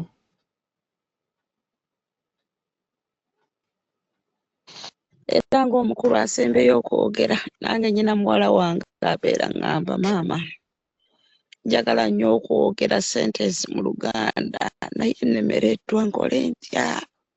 Alina passion agamba ndiwulira naye okwogera sentensi ennemye. Bakama baffe abasomesa Oluganda mwami muyimba ne mukungu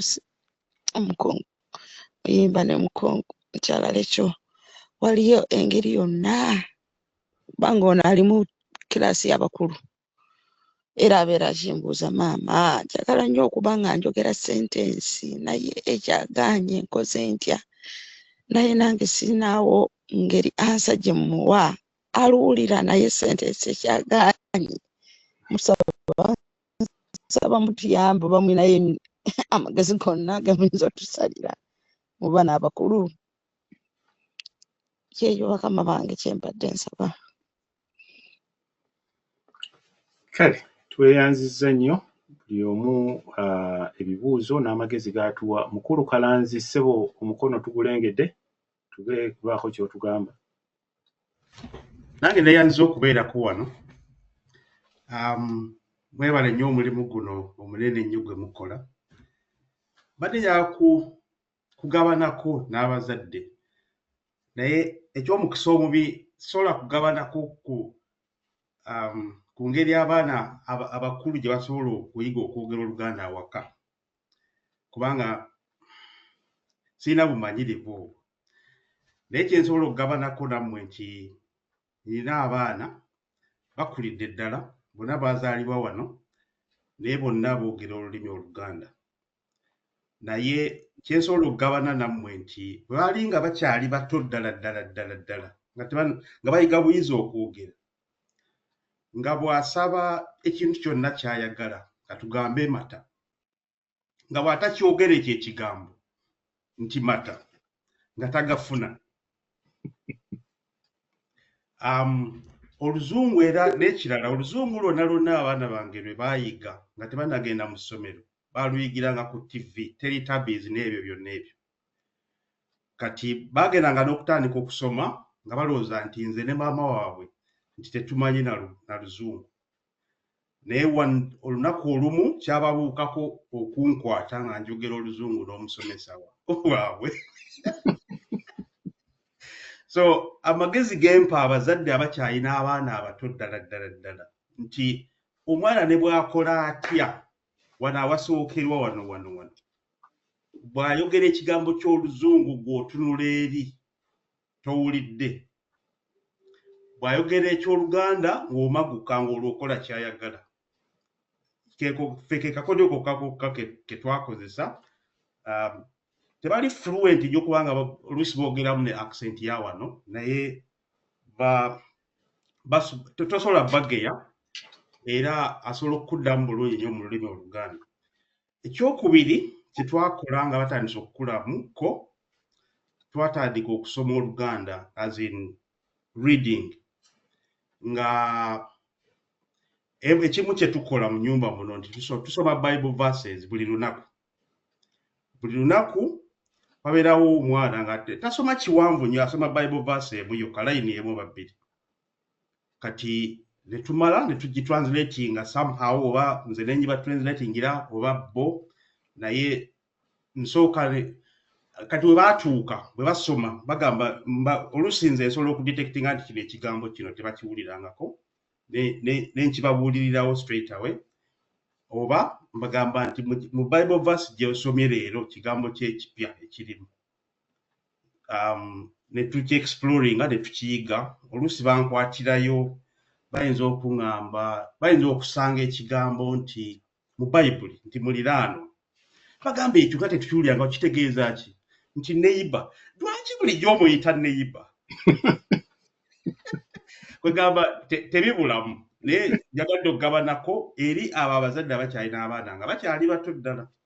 Mwebale nnyo mwebalire ddala. Ssebo tweyanzizza nnyo tweyanziige.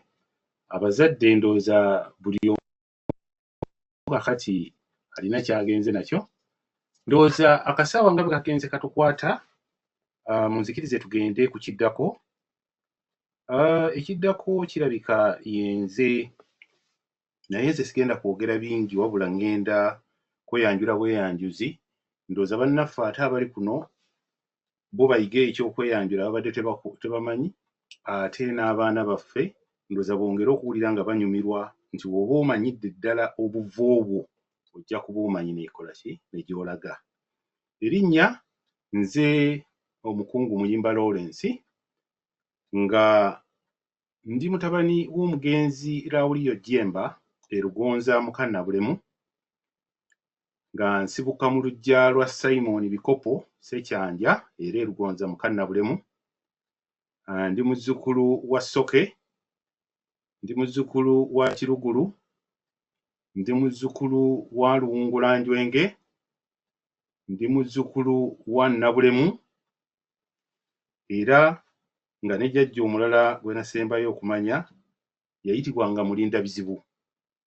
Abe waffe bo amannya agaabo baba gajjanga waago simanyi. Kale yali Mulinda Bizibu. Nga tusibuka mu lunyiriri lwa Lusekera mu mutuba gwa Muganga Effunvu Mawokota, tuva mu ssiga lya Ssenkungu ekyanja mu Lumuli,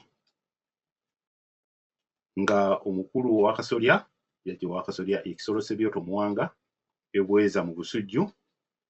N'olwekyo ndi musajja Muganda atayongerwako, neddira ŋŋonge. Ab'eŋŋonge obutafaananako na bika birala, tulina emibala ebiri, ogw'abaami n'ogw'abakyala.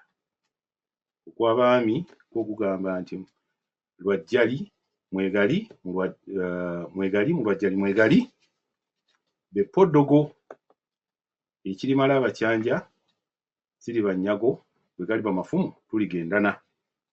Ogwo bw'oguwulira ng'omanya ogwo gw'abaami. Ate bw'owulira abakyanja nkete bya ddalu, binnakiwala bya ddalu, ng'omanya nti ogwo guvugira bakyala. Ku luuyi olwa maama, jjajjange ye yali Bernardo Kiggundu Makanaga, ng'ono yali musajja wa mutima muyanja. N'olwekyo nga mu Luganda bwe twogera, abayanja sibakwata bigwo, era ku sayidi eyo mbeera muzzukulu wa Kakeeto Ebbaale ow'omutima omuyanja. Oyo yenze, nga wano nze mukubiriza w'ababaka b'abataka.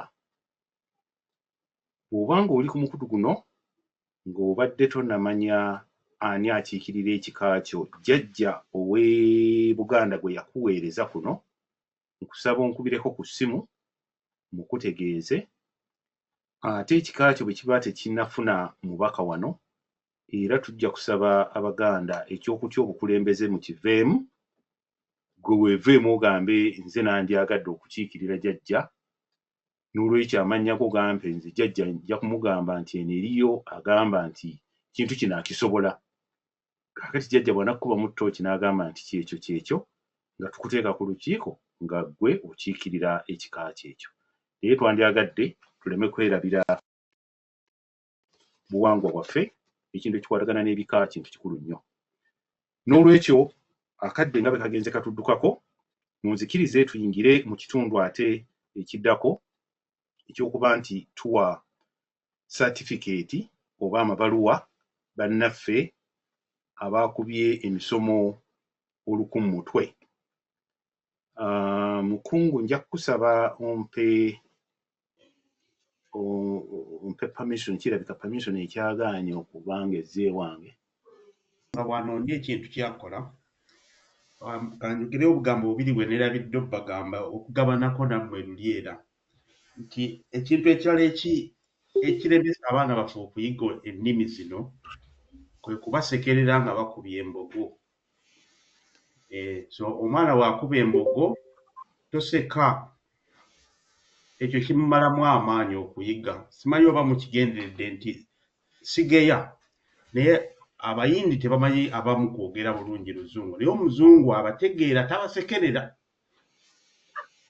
agenda bugenzi maaso ne flow nabo. Ekyokubiri simanyi baki kino kikyaliwo naye kira babysitting. Babysitter abatali bannayuganda oba abatali baganda baleetera abaana baffe okuba nti balina kubanga bakommunicatinga nabo mu luzungu. Ku myaka gino egisooka jjukira gye tubatwalire ennyo mu babysitting. Bwe kiba kisobose kirungi n'okozesa babysitter nga Muganda obanga ayogera Oluganda ate naawe no insistinga nti omwana wange tomwogerera Luzungu kubanga oluusi ne ba babysitter bano baba baagala nnyo okwogerera abaana baffe Enzungu. Waliwo kino kigenda kusoundinga bubi naye waliwo omuntu yagamba nti nabo kwe ba practicing mu Luzungu. So yagadde okugabanayo nabo as well. Mwebale nnyo. Tweyanzeege mukungu. Sebo omubaka kati ke kaseera nja kusaba ngenda kubanga nsoma amannya g'abayizi baffe nga gwe bw'obawa obugambo obuseeneekerevu obubayozaayoza mu kufuna okumaliriza emisomo gino. Omuyizi waffe asooka ye Sharoni ni Wamungu. Munange Sharon ni Wamungu nze naffe abali wano leero tukweyazayiza nnyo okubanga weetabye n'owaayo obudde n'osoma olulimi Oluganda ate n'otuka bane nsaba tumwe ku bugalo buli ali kuno oba osobola weesumulule abantu bano bawa obugalo kubanga omusimbe oseba okkiriza weesumulule bafunire engalo. Amiina. Omuyizi waffe owookubiri ye Serina Mitala. Mitala tukwezayiza nnyo weebale nnyo okusoma wala oteekamu obudde era weebale n'okubanga osobodde okufuna weebale nnyo Serina Mitala. Yanziza nnyo ssebo. Omuyizi waffe owookusatu ye Kisitu Lois. Lois Kisitu tukwezayiza nnyo weebale nnyo okuteekamu budde weebale okujja n'osoma olulimi Oluganda ate n'otuka ku ddaala kuwa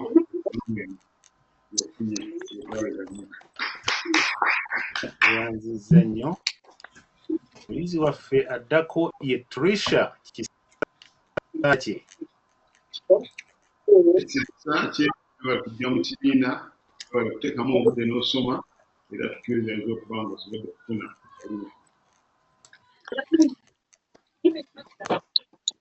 tweyanziza nnyo ssebo. Omuyizi waffe addako ye Marvin Paul.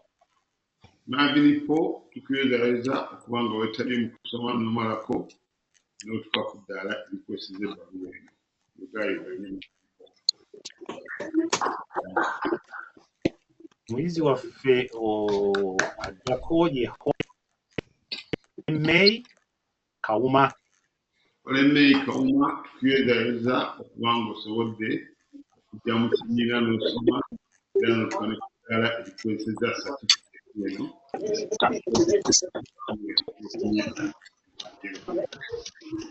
Omuyizi waffe addako ye Katrina Kulubya. Katrina Kulubya tukwezayiza nnyo okubanga weetabye mu kusoma n'omalako n'otuka ku ddaala erikwesiza certificate eno. Weebale nnyo yongera okusoma Katrina Kulubya. Obugalo tweyanziza nnyo. Omuyizi waffe azzeeko ye Benita Namazzi. Namazzi tukwezayiza basimbe abazze ku mukolo guno kubanga weetabye obadde osoma n'omalako n'ofuna ogaaliza nnyo. Tweyanziza. Omuyizi waffe addako kati ye Anna Marie Nakiganda. Anna Marie Nakiganda tukwezayiza nawe okufuna tukwezayiza okubanga osomye n'otuka ku ddaala erikumesa ebbaluwa eno. Weebale nnyo Obugalo tweyanziza nnyo. Kati omuyizi waffe addako ye Samali Luyima eyatwaniriza. Mazima tuyaniriza n'ebigambo bye batuwadde weebale kubeera muzira mukumu bw'atyo n'otwaniriza n'ebigambo bye batuwadde ate weebale kusoma n'otuka n'okufuna ebbaluwa weebale. Amiina. Kakati omuyizi waffe addako ye Zaak Kulya. Zaaka Kulya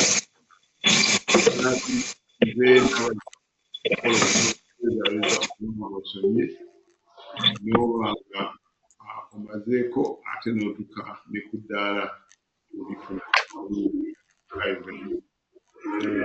Nnyo ssebo. Omuyizi waffe addako ye Arthur Gilbert. Arthur Gilbert tukwezaayeza weebale nnyo nga ddala okujja n'osoma n'omala omusomo n'otuka ku ddaala erikweseza era gikuume nnyo nga yamwenge. Yanzizza nnyo bannange obugalo. Abakulu bano basomye. Kadde addako ye Paul Namugga. Namugga tukwezaayeza nnyo weebale nnyo okusoma okugerayo n'omalako ate n'otuka ku ddaala erikweseza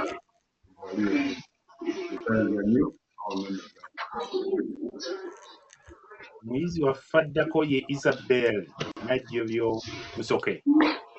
Isabel Najjobyo Musoke tukwezaayeza weebale nnyo nga ddala okusoma weebale okuyingira n'okutuka ku ddaala erikweseza. Yoga. Omuyizi waffe addako ye Sanyu Davela. Sanyu Davela tukwezaayeza weebale nnyo kwata omusomo n'amaanyi era weebale okutuka ku ddaala erikweseza ebbaluwa. Yanzizza nnyo ssebo. Omuyizi waffe addako ye Claude Luchams. Claude Luchams tukwezaayeza weebale nnyo ddala okusoma weebale okujjumbira weebale n'okutuka ku ddaala erikweseza.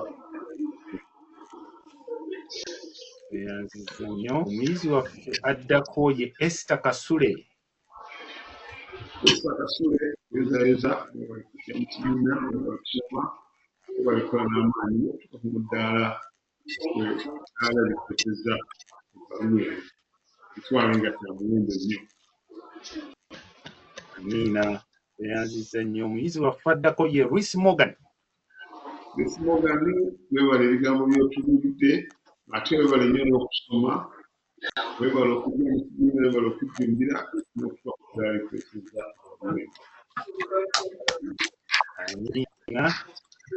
Omuyizi waffe addako ye Jackie Kibuuka.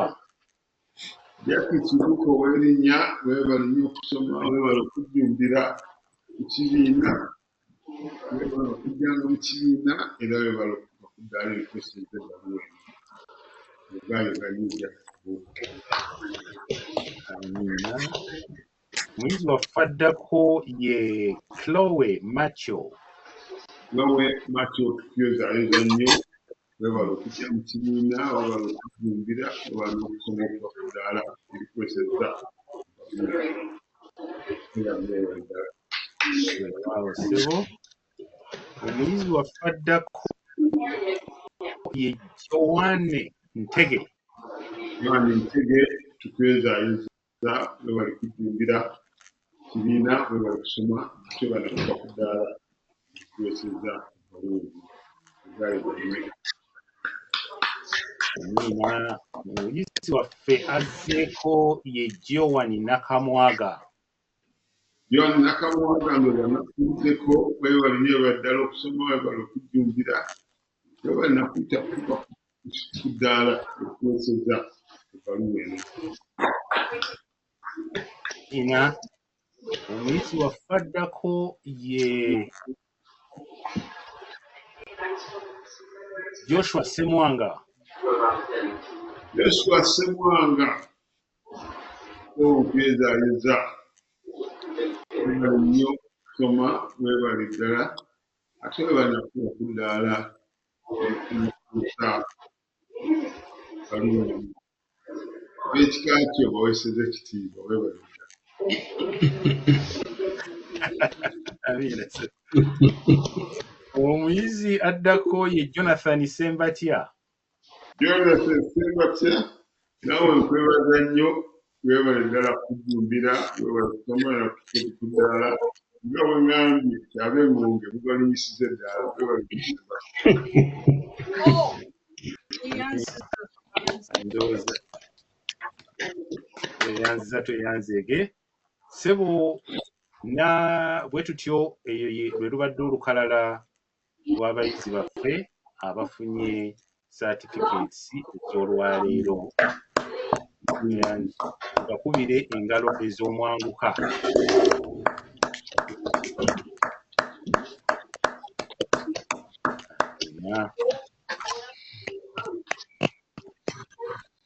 Ssebo tukwebazizza nnyo omubaka wa Ssaabasajja okuva nti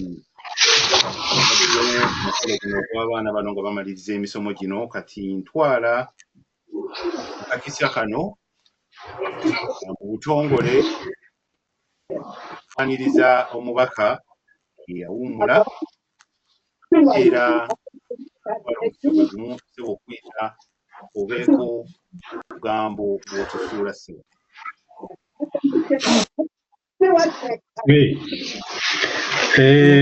Bannaye nange nsanyuse nnyo okubeera nammwe, okubeegattako akawungeezi ka leero, akabaluwa nakafuna ninga nti akateeke mu ddayale.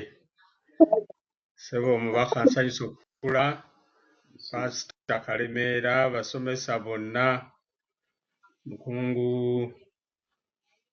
Lakeeri Nabudde, mukungu Muyimba n'omwami wa Kabaka, ndoza yali mwami wa Kabaka Konsolooto oyo Kaweesi, teyali mwami mu East London eyo. Ne mwenna abazadde nsanyuse nnyo, mwebale nnyo okuleeta okusomesa abaana ate nga musomesa abaana ku bwannakyewa. Mulimu munene, mukola kya ttendo kubanga mmwe baggugo ba Buganda. Ng'oggyeko ggugo eri eya kompyuta, nammwe be baggugo mwe musaasaanya Oluganda mu nsi, kuba n'amannya mbadde ngalaba awo ga njawulo, agamu gayinza n'okuba nga gava eri walala, n'olwekyo mukola omulimu muyitirivu. Abazadde nabo tubeebaza abaleeta abaana okubasomesa olulimi luno. Waliwo omusomi omu yayogedde ensonga gye nayagadde nti yagenda e Uganda n'akozesa Oluganda lwe yasoma. Ekyo kirungi nnyo era kubanga abazadde abakuzaala, abazadde abasinga wano bakola investment bbiri. Investment esooka ebeera mu mwana, investment ey'okubiri ebeera Uganda. Kaakati ate n'omwana bw'atandika okugenda okulambula, bwe baateekamu investment, bw'agenda okulambula investment abazadde gye bakola e Uganda, ekyo nakyo kikulu nnyo. Naye ate n'okuyiga Oluganda okulwongerayo. Bw'obeera e Uganda olina bingi by'oyiga kubanga wano bingi by'olaba naye n'oyinza obimanya mu Luganda naye nga tobirabangako. Nze muwala wange yasooka genda Uganda ne tumulaga omuti ogw'emmwanyi n'ategeera nti kaawa ava ku muti ogwo, yali takimanyi. Naye gy'okoma okgenda nandigambye nti gy'onookoma okgenda e Uganda n'okugamba bannaabwe be mwagenda nabo, gye munaakoma okuddayo mujja kuyiga bingi. Mpozzi ekirala yabuuzizza mukungu Kalanzi kye yazzeemu obulungi ennyo, ngeri ki ey'okuyiga Oluganda. Nze nja kwongerezaako kimu nti ne bw'oba Oluganda lw'oddamu nga lumenyefu, sentensi gy'okola nga mmenyefu, nga si tolowooza nti lwe Luganda olutuufu, gyogere. Tofaayo ate bw'obeera ne banno nga mwogera Oluganda ne bwe luba luli broken, mulwogere. Kubanga ffenna ne bwe twali tuyiga Oluzungu, naffe tetwayogeranga Luzungu lwe twogera ate kati. Bwe twali twogera Oluzungu, nze nzijukira naliko mu muzannyo gwa Shakespeare nga ndi mu primary 6. Naye ebimu ku bigambo bye nali njogera, nali ŋŋamba nti kyewandigambye nti I have come to kill Caesar, not to praise him.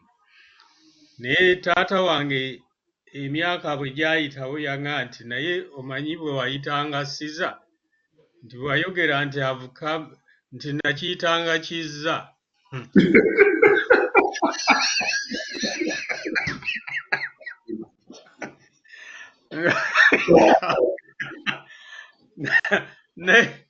Naye kakati mmanyi nti ye Caesar. So practice kyekikulu. Bw'oba ofuna opportunity ey'okupracticinga, ekyo kyekikulu.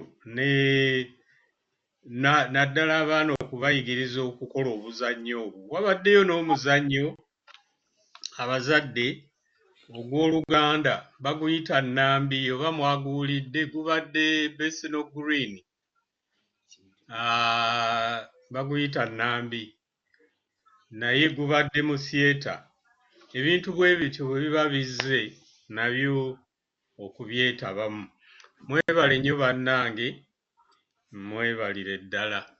Pasita Kalemeera, naawe nkulengedde ssebo. Amiina nnyo. Tweyanzizza nnyo ssebo Owekitiibwa eyawummula obugambo obwo. Abakulu mwenna nga bwe tubalina wano, tuddamu okubaaniriza Pasita Kalemeera n'abalala mwenna be tutasobodde kulaba, be tutalaba ku lutimbe kuno, naye nga ndaba nti abatwegasseeko babadde bawerera ddala era bakyawera.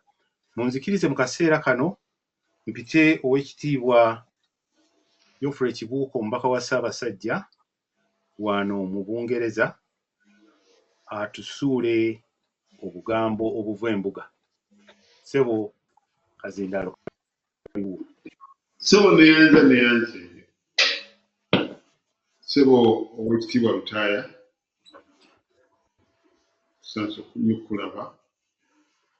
Abakungu n'abaami ba Ssaabasajja, mukungu Nabudde, mukungu Muyimba, mukungu Kalanzi, ndowooza olw'onomulago sirabyawo, naye mbalamusiza nnyo. Abaka b'Abataka, Ssebo ndabyewo, Mwami David Ssegawa, Mwami Beewayo Kingi n'abalala bannayingi, mwebale kujja ng'ekitaleero. Ssebo Pastor Blesius Kalemeera ne bakitaffe mu Katonda abali wano Kawungeezi, banaye namwe mwebale kujja kubaawo. Abazadde abazze, mwebale nnyo okujja ne mubeera wano tukubiriza emito gyaffe nga gyogera.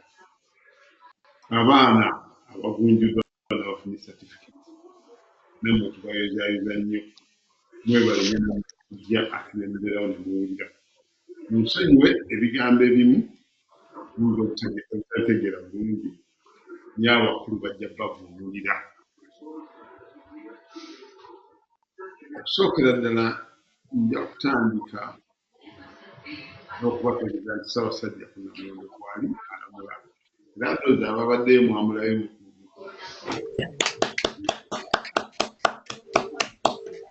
omupiira, wadde ab'ekyagwe baatukubye, naye egyo giba mizannyo. Twezaazaanya ababuddu, Ssaabasajja mwamulabye, era ebyo babaddewo ng'ebiguma.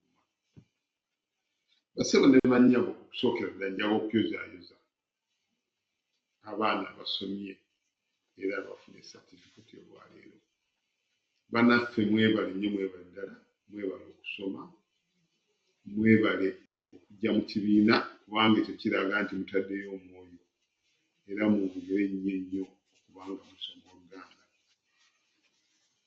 Kale nja kwogera ku nsonga eyo ebujja mu maaso naye nga tubayozaayoza nnyo, mwebale ddala okusoma ate ne musoma ne muyita. Abamu baasomanga oluusi ne bigaana.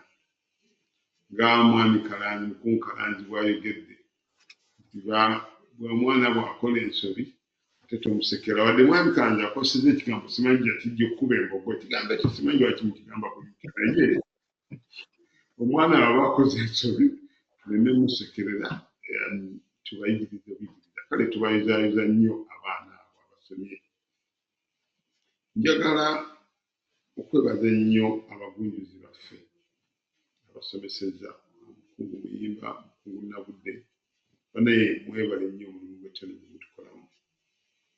Mulimu ogwo tubakubaga ku bugalo nga abazadde bwe boogedde nti era ne Mukungu Nabudde bwe bakola omulimu guno gwannakyewa. Ssente ezitwalibwa tezituuka ku lugendo lwe balinnya nga bikolebwa nga basomesa. Bannaffe tubasiima nnyo era tubeebaza nnyo okubanga mukola omulimu gwemukola mu ssaza lyaffe. Twebaza nnyo, njagala nnyo n'okwebaza abazadde abawaayo abaana. Mwebale nnyo okuweereza abaana, mwebale nnyo okuwaayo obudde, mwebale okuyamba ku baana ne mutuula awo temukoowa. Naye n'ekimulala kye mba mukola, bw'olaba omuzadde omulala mugambe. Ate ekirungi ekyo lwakuba temukyogedde nammwe muyigiramu, mubaamu ebibasomesa nga nawe wadde tobimanyi naye ne ofuula abimanyi, kyekiri oke. Naye nga mwebale nnyo okutuula n'abaana.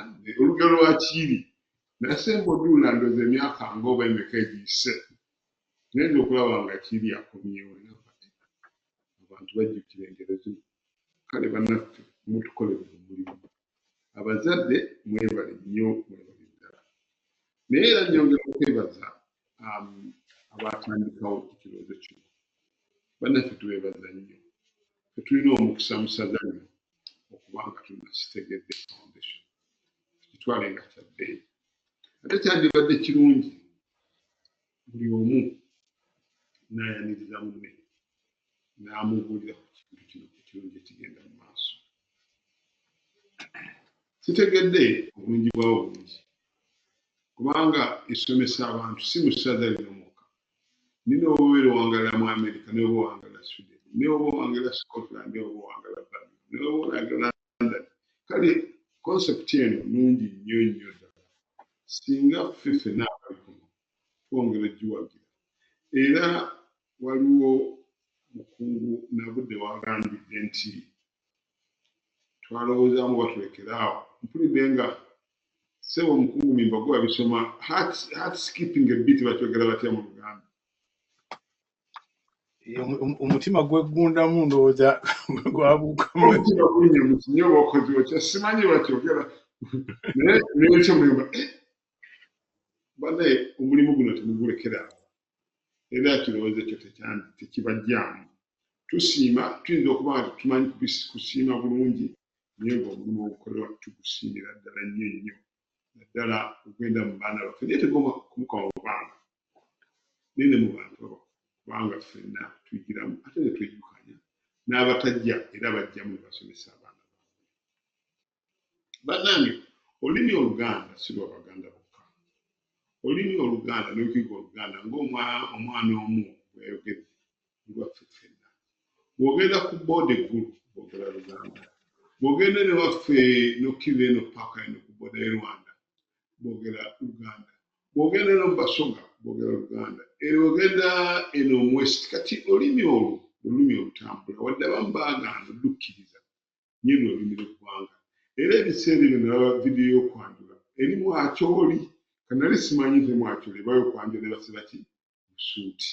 Kati ng'ogyeko abalina obulumi ebizibu ebyabwe olulimi Oluganda ne lukoma kutugatta naye ate lukuyamba ne lukutambuza lukusobozesa bingi era mu nnimi zonna olulimi Oluganda baali badde bateeka ku silibasi ne batwalanga lukulu naye ne bwe baagaana era olulimi Oluganda bakozesa bwe mwetegereza nnyo ne mulaba nga poliisi erina kyeyagala okulanga oba gavumenti erina kyeyagala okuyisaawo oba bali tebaagala okunnyonnyola era bonna bajja ne bakola ki nabyogera mu Luganda era bamala ebyo naga nti olulimi lwaffe olutongole luki Luzungu na Luswayiri kale ekyo tujja kibalekera naye ng'olulimi luno abaana bano ne basoma bayamba nnyo ng'oli bwe yagaye n'atambula naye n'okumanya ensi yaffe bw'etambula olulimi luno luleeta empisa bannange bw'oyiga olulimi empisa zikyuka era ndowooza abasomesezza abaana nze mbayozayoza mujja kulaba nga empisa z'abaana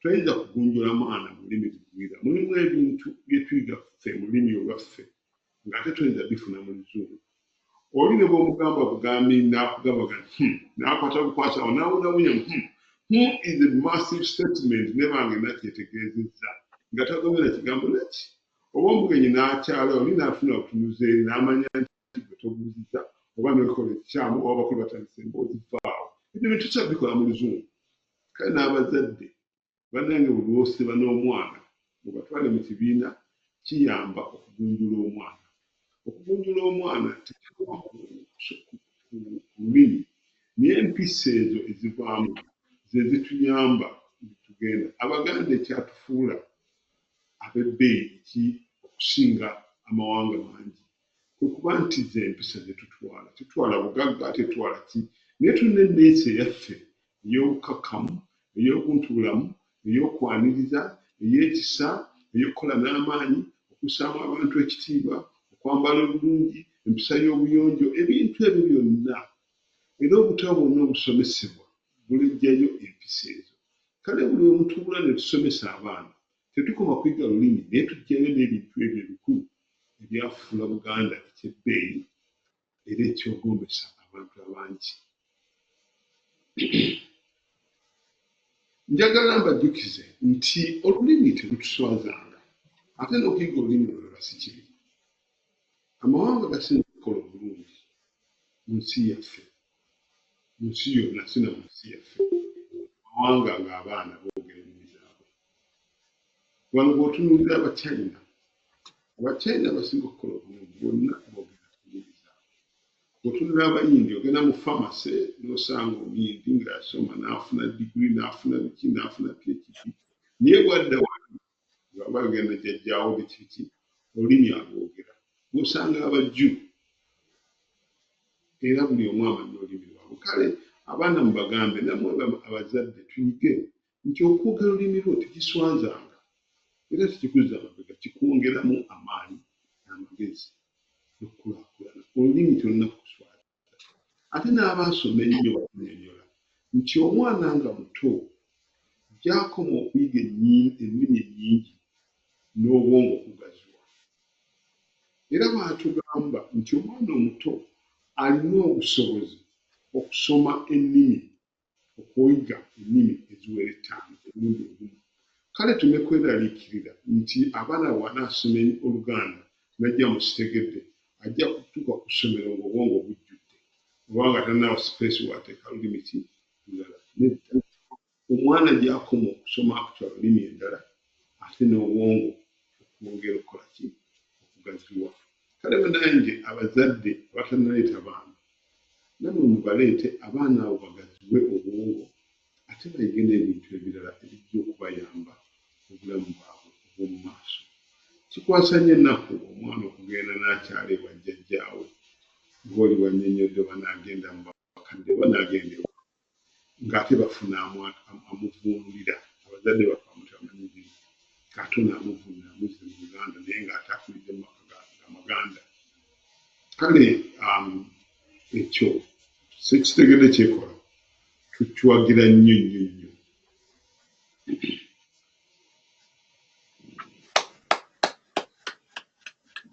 bannange era njogera okubanyumira nti obulungi bwa Sitegedde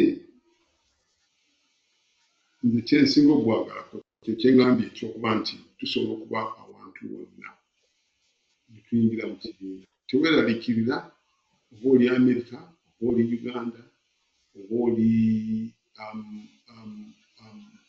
China oyinza okuyingira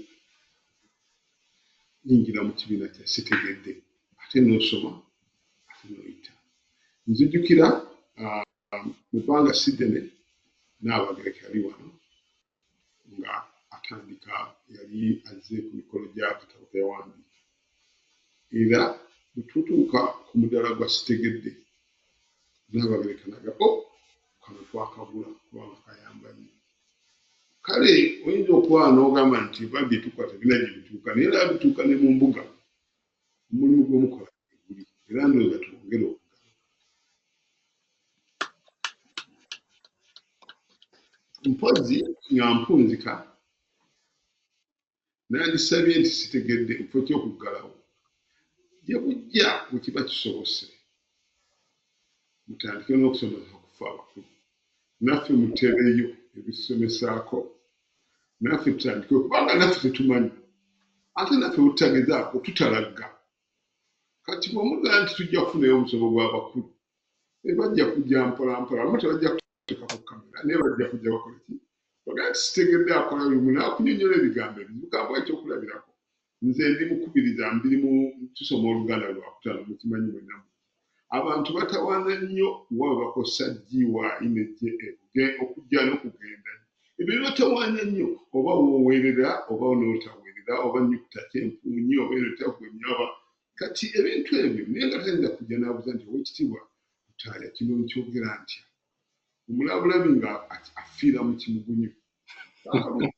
Mugamba nti mubitusomesezza nti ennyukuta eno bw'owandiika bw'oti kasonga nga ennyukuta edda bw'eti ejja kuba nga empeerezi zino zibeerako bbiri wano gattako bbiri eno nsirifu eno njatuza. Kati ebintu ebyo basinga Oluganda baluze bukulu kubanga waliwo emirembe gye twasomera mu Luganda kolaki kati bwe munajja ne mugamba nti mwe mugiyita refresha tujja bawayo refresha naye ng'abamu bo bajja kutandika fuviziyo kyo tujja kisanyukira nnyo. Ekisembayo kyensaba bannaffe abalungi ffe tufuuke bayima ba Sitegedde. Tulina amasinzizo tulina ebifo bingi bye tubeeramu. Nandisaba buli ali wano oba otambudde yogera ku Sitegedde bagaa nti bannaye waliwo abasomesa Oluganda omwana mutwale osomesa waka.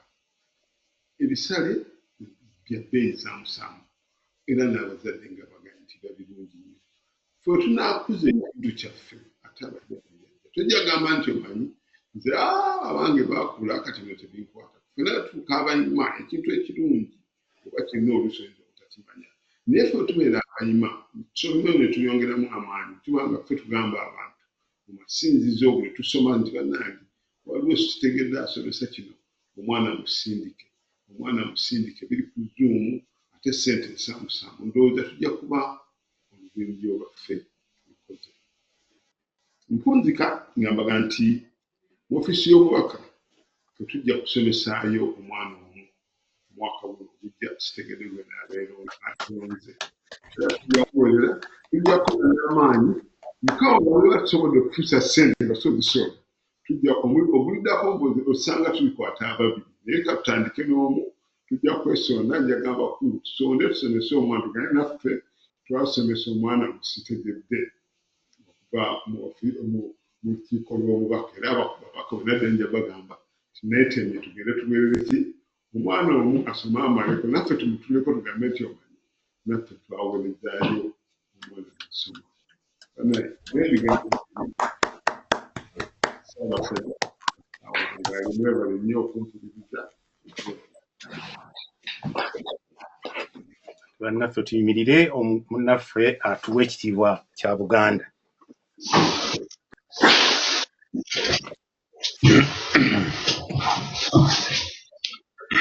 Ona uludo wekisa tukubiriza Mukama omukisa jera waffe omukulu twesiimye nnyo olwa Buganda lyaffe ekitiibwa kya Buganda ky'abaana naffe tukikuumenga.